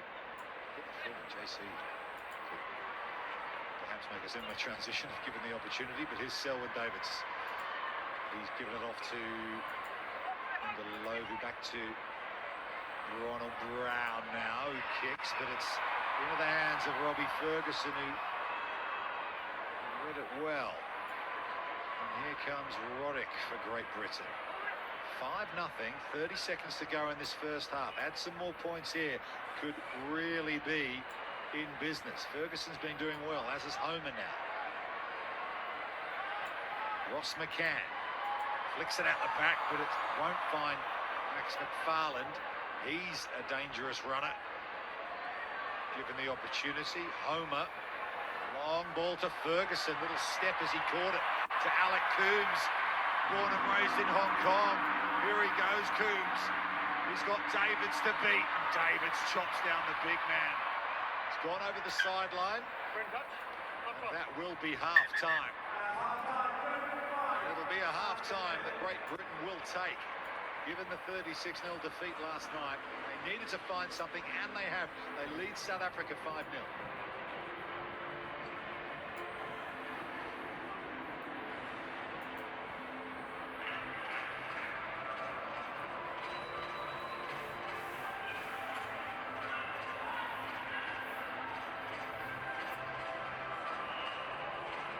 So this rebuilt Great Britain team all together again go in line with the Olympic structure. Scotland, Wales and England coming together. They had a heavy loss last night, but they've done really well here against one of the highest ranked teams of the tournament, the second seed South Africa, to lead it by 5 points to nil. Rob Vicken, have you seen anything in this game that shows you that they've adjusted things from last night?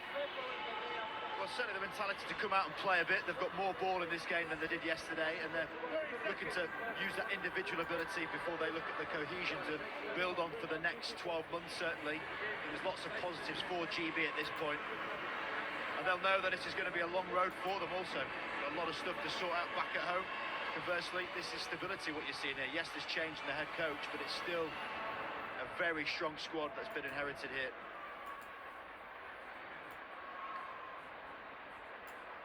You can see the new head coach, Sandile Ngobo, doing the talking in the Blitzbox huddle there.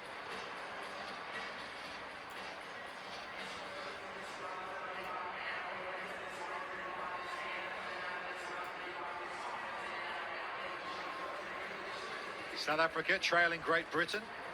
This is the round 2 of pool games. South Africa looking for their second win, but they're under a bit of pressure here. But as we've seen so many times, often find something. There's Philip Snyman, the assistant coach, who's assisting Sandile Ngobo, the head coach. He's a guy who captained the blitz box and won loads and loads of tournaments on the series. We were talking about it yesterday, weren't we, about how many of that core England team from 2001 to 2005 have progressed as coaches. The next iteration are all South African. So Frankie Horn, Carl Brown's doing a bit, Chris Dry also, Cecil Africa's got a real mind about him. And Philip Snyman leading that now for that generation. Yeah, likes of Paul Delport. Don't forget Swandili Stick, who's a World Cup winning 15-a-side head coach with the Springboks. Robbie Ferguson gets the second half underway for Great Britain. Taken down by Impi Visser. He's come off the bench in the second half. Grobalata Davids. No Zane Davids at this tournament, rehabbing an injury. Cut out ball to Ronald Brown. Penalty, South Africa. Davids goes quickly. Just nice little in and away to find some space. Van Veek on the cut is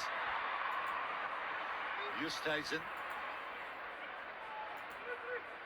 Davids thinks about going left, decides to go right. Little dribble through off the boot, gets the ball back.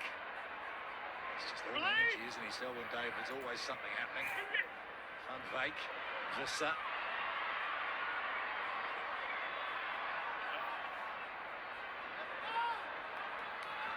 Justesen can't hold on to the ball, just almost inexplicably spills it. Wasn't under a huge amount of pressure either. So Great Britain have the ball, leading 5-0. Just under 6 to go now. Will Homer. He offloads the ball. That's dangerous. 5 metres out from your own line.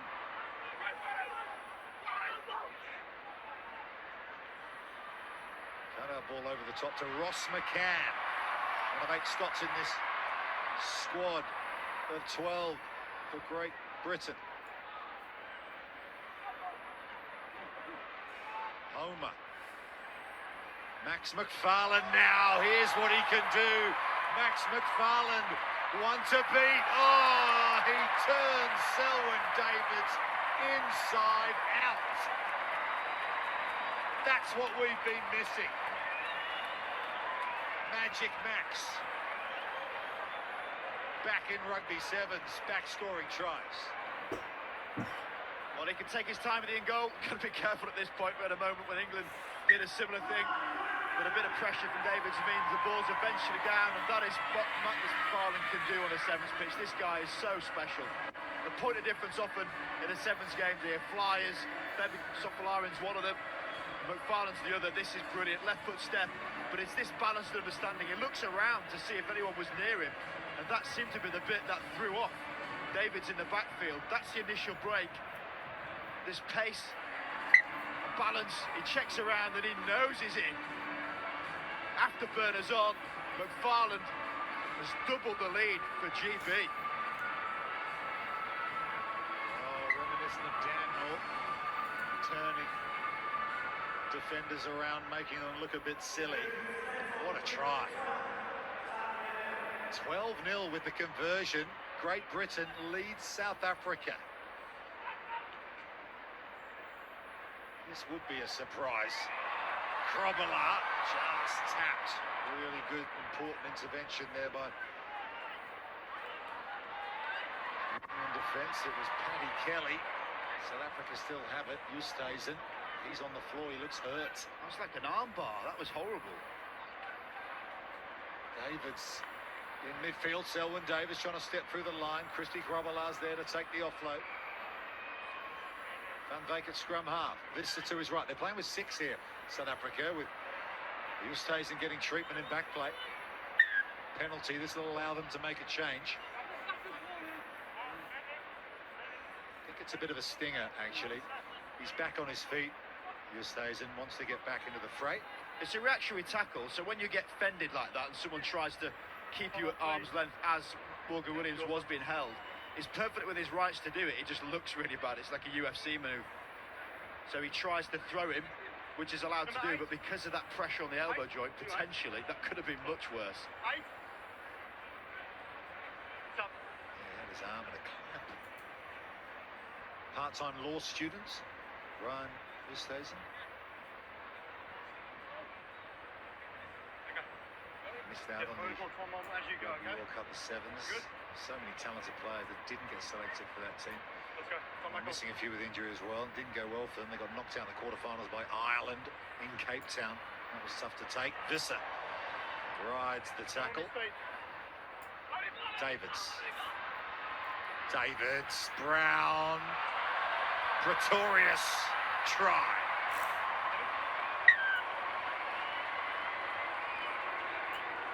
Well, good luck trying to fell that guy close to the line. He's committed effort before it. Ronald Brown got emptied on the preceding play. This link pass could be in a bit of trouble there, Robbie Ferguson.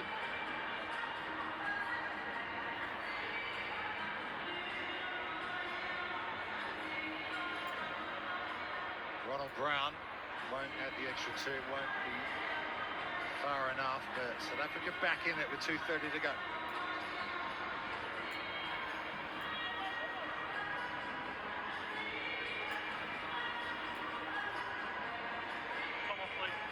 Television match official. Have a look at the Ronald Brown. When you kick it off, I'll come on. Being upended. When We're you all good to kick keep it off, going. I'll come on. You're ready to go. I want to come on and you kick it off, okay? So crucial restart this. You got one of the best in the business, Selwyn Davids, to take it. 2 to go, 7 points the difference, but he goes long, and that allows Jamie Barden try score in the first half to bring it down for the British team. Sofalarin's there. Pretorius just gives him a bump at the breakdown. Barretto off the bench. Here's Morgan Williams, the only Welshman in the Great Britain squad. And look at the work on the floor from Brevard Hulman, who's come off the bench as well for South Africa. Here's JC Pretorius. They brought on some fresh legs and it's working for them. Justhuizen, one step, and he reaches out and scores. Oh, they've upped the ante, the Blitzboks, big time down the stretch in this second half. The conversion will level it up. Well, the action was on this right-hand side. Justhuizen managing to shake off his arm, but this is where the damage was done. Morgan Williams has to do more. If you run into defenders against South Africa, you know they're going to get back up and compete. Human does that. Supporting play not there quick enough to try and contest it, and that is the outcome on the right. This is peak Blitzboks. You called it, Rubes. They're not under pressure. They go back to their composure, and their core skill set is their aggression around the breakdown. But this is now game on. 40 seconds left, and it's a 2-point game. He goes with the short one, does Davids, but it's into the hands of Robbie Ferguson. 30 seconds to go. Great Britain have the ball. All they need to do is go through the phases here. Don't take any risks. Williams, though, runs it into contact. Barretto's there to make sure they secure possession. Kelly as well. Got to be smart here. Do the British. Got to be close. You cannot leave your men. Morgan Williams in danger of getting isolated. Sofalarin did really well to get there. Barretto it was to make sure, and Ferguson understands the situation. Time's off on the clock, and he can dink it over the sideline. And that is an enormously important win for Great Britain. You can see the smile on the face of Freddie Roddick. Alec Coombs as well. What a comeback. 36-0 last night against France, and they just beaten the Blitzboks. Without really wanting to get too much into this, the second game, the pools, this is a huge result for JB. They've been thrown together late. Tony Rokes, believe it or not, will be smiling under the masks. That's a proud effort against a very committed, very talented South African team. This is exactly what you need as a team and as a squad and as a programme to build on. Massive, massive moment for GB. There is strength in adversity for Great Britain here in Hong Kong. What a win. And they are back in the reckoning in Pool B. This one's going to go all the way to the wire as we play out these permutations for knockout rugby in the Cup quarterfinals here in Hong Kong. And the prospect of South Africa-France as well, that's going to be another gripping game in this pool. So much rugby to go. Blitzboks, they won't be down, they won't be too dejected. They'll know they've got something left in the tank. Although they stumbled to the 21 points against Uruguay, have lost this one, they have still got hope left against the French. It's not been easy for them. They've had to rebuild as GB, having gone away to the home nations. It's been controversial as well, there's no doubt about it. You can't hide from that. A lot of people don't like it, but it's in line with the Olympic program. It was a necessary evil, if you like, to bring this Great Britain team together, and they have come together to get a really, really important win here in South Africa. There's the pool, there you go. Great Britain back in the hunt, second as things stand, with an enormously important win against South Africa. Okay, we can go downstairs now. And a man who pulled off just a quite brilliant solo try for Great Britain to help win this one. Max McFarland is ready to speak to Dallin Stanford. Max, can you tell us about some of the changes after last night's loss, how you turned it around today? Yeah, I mean, we're a pretty new team. We knew it was going to be difficult. So yesterday we kind of got a little bit exposed. It was all a bit new, 2 weeks of training. And we kind of came in, watched the game. We're very critical. And, you know, every game's a kind of must win. And South Africa's what a challenge to play against every time. And good to get one against one of the big dogs. Well, it's so good to see you back on the series. What's it like being, you still up to your old tricks again? I love it. I love being back. I love the series. Great to be back in Hong Kong. What a place, what an atmosphere. No, it's good to be back. Love it. Well, all the best for the next one. It's a big finish to this pool. Thanks. Thank you very much. Yeah, big win.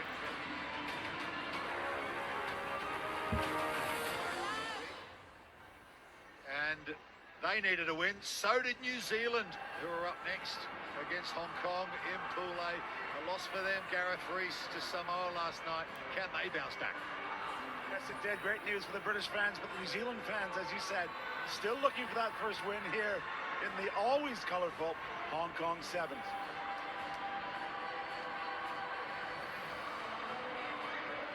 The New Zealand Seven won't be too much interested in the goings-on outside of the pitch, nor will Hong Kong. The first chance to play in their home tournament here.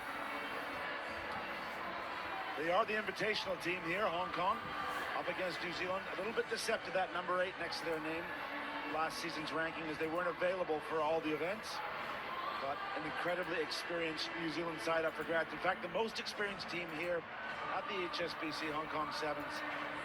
352 World Series appearances. Hong Kong, it's been some time since they played in the series event here. Obviously, they play here as the home nation in various Challenger Series. But it's been a while since they played with the big boys, and this is a very stiff test. I'm Gareth Rees, delighted to be joined by Zach Test, former USA Eagle captain. You played here many times. What's up for Hong Kong as they have this great moment running out next to New Zealand? This place just has a special atmosphere. It's just a special moment every time you get to run on this field. You can see the passionate fans screaming, cheering on their home nations and their respective nations. It's just such a special event every time we come to Hong Kong. We'll let the crowd tell you who's playing New Zealand in this one.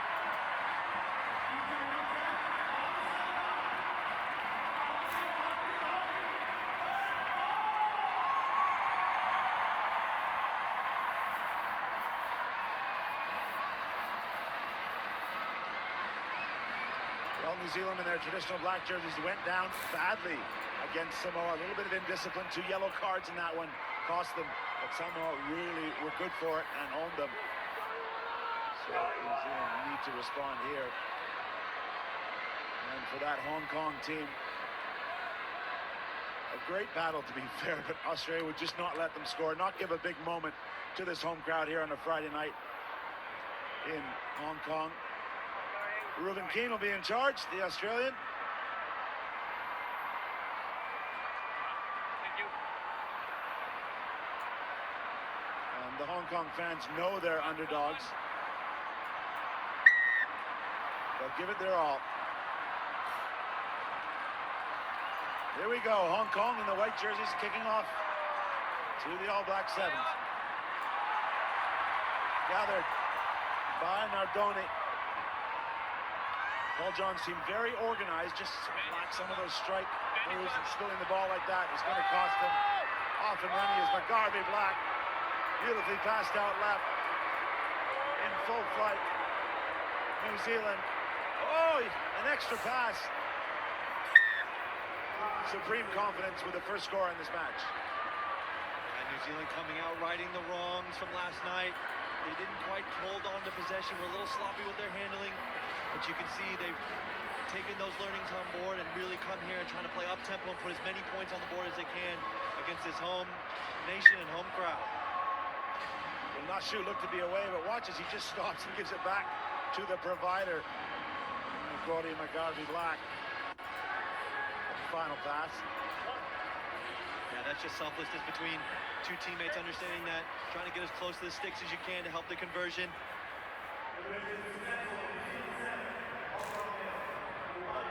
New Zealand is the most offloading team as that kick just fails to go 10, but it's played by the receiving team, so it'll be a play-on situation. New Zealand averaging 5.5 offloads. That's the most of any of the HSBC World Series teams. Hong Kong backing up. They do have their hands on it. Russell Webb looking for something. There's the line break. Keeping the ball alive. It doesn't go to hand. Max Woodward just can't keep it. The referee's letting him go. The crowd are loving it. Hong Kong into New Zealand's end. Keeping that ball alive. Still alive. Russell Webb cleans it up. This is frantic stuff. Great heart shown by Coach Paul John's team. Max Woodward brought down, he's just spilled it forward. That was a fantastic passage of play from Hong Kong. You can hear the crowd really getting behind them. Came from that man Woodward getting the initial line break. Didn't quite have the pace to finish. Found some support around the edges. But as we know here in Hong Kong, it gets a little dewy. Yeah, great step up the left foot and a big fend. There goes the big man. Looking to find support, but great coverage from New Zealand. You can see they're trying to keep the ball alive, trying to make sure. Continually asking questions of those New Zealand defenders, but as we know, New Zealand is very, very consistent. Set!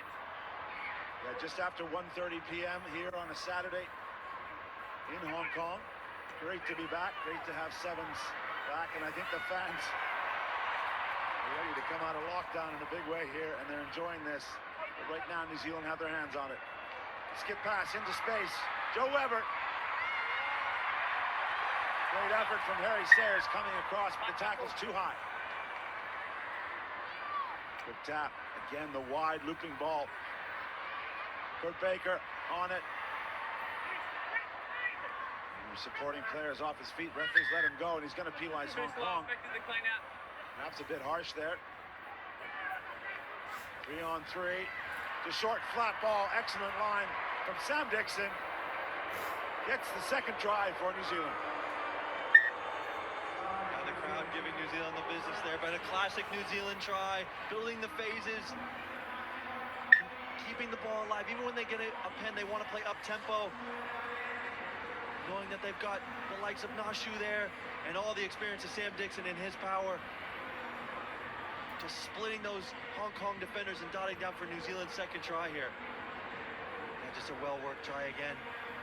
You can see that they have just chemistry inside and out. Like you said, Reese, they've got all the experience in the world here in Hong Kong. Well, Sam Dixon, actually the only one who's lifted the cup here. Way back in 2014, the last time New Zealand won in Hong Kong. He is the sole member of this current New Zealand team that played in that one. So his second try giving them a 14-point advantage. Got to credit New Zealand in defense right now. The inside ball, a great cover again in defense and clean out the breakdown. Harry Sayers keeping that ball alive.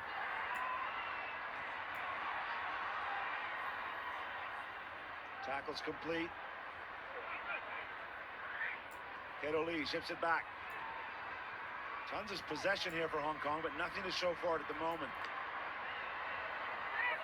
New Zealand going to have to be careful of those tackles, tip tackles. I wonder if we maybe go into the pocket here. Yeah, something you got to do as a tackler. You got to have the safety of the ball carrier in mind. Joe Weber just got it slightly wrong there. Just went a little too far past the horizontal. It's a good passage of play from Hong Kong. You can see. And Zach, I think this one's tough. This is harsh. He definitely lifted the man. I don't know if he tipped him. It'd be good to have another look. You mentioned those 2 yellows last night to Leroy Carter and Moses Leo. Let's watch here. What do you think? Yeah, it is a bit harsh. Check the line, okay? But once again, the referees are looking for the safety of the player. Yeah, you could say he was given down to the ground safely, but Time off, referee please. decisive with his That, decision. It's too much. Yeah, Yukam Right Singh inside your head. is trying to fight out of that. The 34-year-old. That's what drove him up to the ground, but it doesn't matter what I think. It's 7-on-6. There's a bit of claret, a bit of blood for Hong Kong, so compulsory substitution. So, yeah, just stand on the line. It's easy for me to see You can that. see a tactic of Hong Kong is what they want to do. Is they want to attack seams and get 2 defenders to commit to the ball carrier and try and get their arms free, looking for offload lanes to create 2v1s around the corner. But New Zealand's done a really good job wrapping up the ball, not giving them those offload opportunities. But a really good chance for Hong Kong here. New Zealand down a man. Mike Coverdale, the 27-year-old, has to join. He's going to be the target in this line out. He shifts to the back in the 2 jersey. Well executed. The crowd, the 7 men of Hong Kong are trying to get their first try here. You off your feet. Again, very strict to the breakdown. Hong Kong off their feet. Yeah, this game, you've got to play it on your feet. Unfortunate for Hong Kong there. They had the moment, but just got it slightly wrong at the breakdown. Still a minute on Weber's sin binning. New Zealand going to run up from our end. Good work from Max Woodward. He got a hand in there. And they've got possession. Woodward's going to go. Good decision from him. Inside the 22. And over the try line. Yukam Singh for Hong Kong. You can hear it, you can feel it, how much that try meant to this stadium. Brilliant work at the breakdown to steal the ball on that edge, and then a quick up-tempo tap. There'll be a kickoff. There will be a Sees kickoff. the gap, big fend, and puts the first 5 points on the board for Hong Kong this weekend. You can see how much it means to him. Thumbs up all around for the Hong Kong crowd. Thumbs up, fingers to the sky. Great score from Hong Kong. Well, we had all the young players in here last night. There's a tradition of the young players here in Hong Kong, the club players coming to watch. And what a moment for them to see that. That man, Yukam Singh, salam to his mates, scoring against the famous black jersey of the New Zealand 7. They're back at it, though, and still with a man advantage, Hong Kong. That's been knocked forward. Okay, And that will allow New Zealand to bring their team back to full strength, and that'll do it for halftime. And this crowd will tell you it's been eventful. New Zealand up 14 points to 7 over plucky Hong Kong.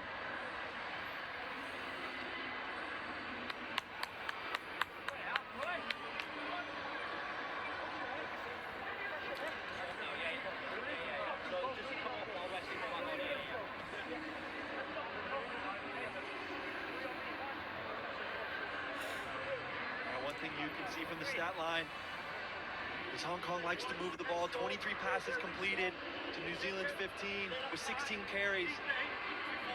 They'll be happy with that first half performance against the AVs, shifting the point of attack, keeping the ball alive, asking questions of New Zealand, and getting their first try this weekend. And New Zealand, it's all about discipline, making sure that they've got 7 people on the field, and we know when they get the ball in hand, they can do some really, really special things with all the experience they have here this weekend in Hong Kong.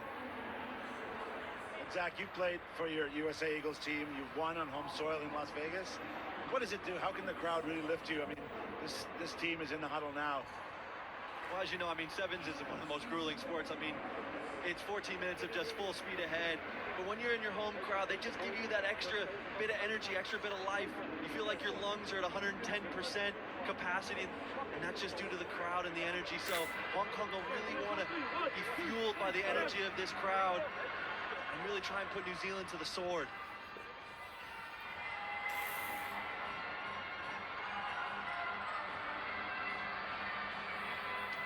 Well, time for a break and time for a little drink here in Hong Kong. The Cathay Pacific HSBC Hong Kong Sevens continues.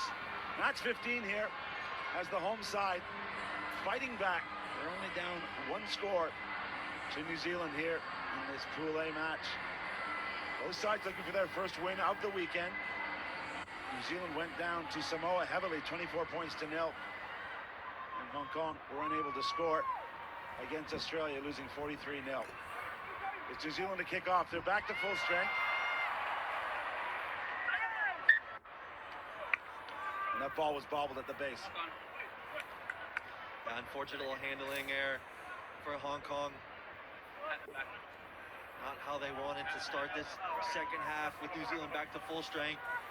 And now New Zealand's got a midfield scrum and able to pick which side they want to attack and really stress these Hong Kong defenders. Well, Kurt Baker's got the ball in the scrum half roll. They had McGarvey Black in the pocket, but he's moved to the side now. They attack with the flow. McGarvey Black is on it. Has he done enough? Not much room to work in. The tackle comes in, the rollover. The referee's going to have a look. It's Regan Ware who's gone for the line. Try yes or no, please. And the question is, try yes or no. Well, the question is did he get an extra roll? That's what the referee's going to look at is he intentionally rolling to try and place the ball? Well, he definitely dots it down inside the try zone. It's up to the discretion of the referee whether it was an extra roll or was it the momentum of the tackle. Oh, and try is awarded. That's how New Zealand wanted to start this second half, is cause a Hong Kong error, stretch them to the edge, put the ball in Regan Ware, who we know is very dangerous with his power and pace. You can see the calmness on his face. He knows he's just meters away, and all he has to do is get a little extra momentum roll, a long reach out, and 5 points for his nation. Yeah, great shot from our crew there. One of his options as the ball carrier is to reach out and score. He's done it in style there. The third try from New Zealand. Hong Kong have possession crucially. Max Wilber's been really strong and really busy. The 32-year-old. Ball's flicked out. On the other side of this, we see Zach with the invitational side. It's just the fitness and the physical toll it takes, not used to playing at this level. Absolutely, but Hong Kong are holding their own right now. It's fun to watch them. They're such a free-flowing team. Oh, it's been turned over and pounced upon.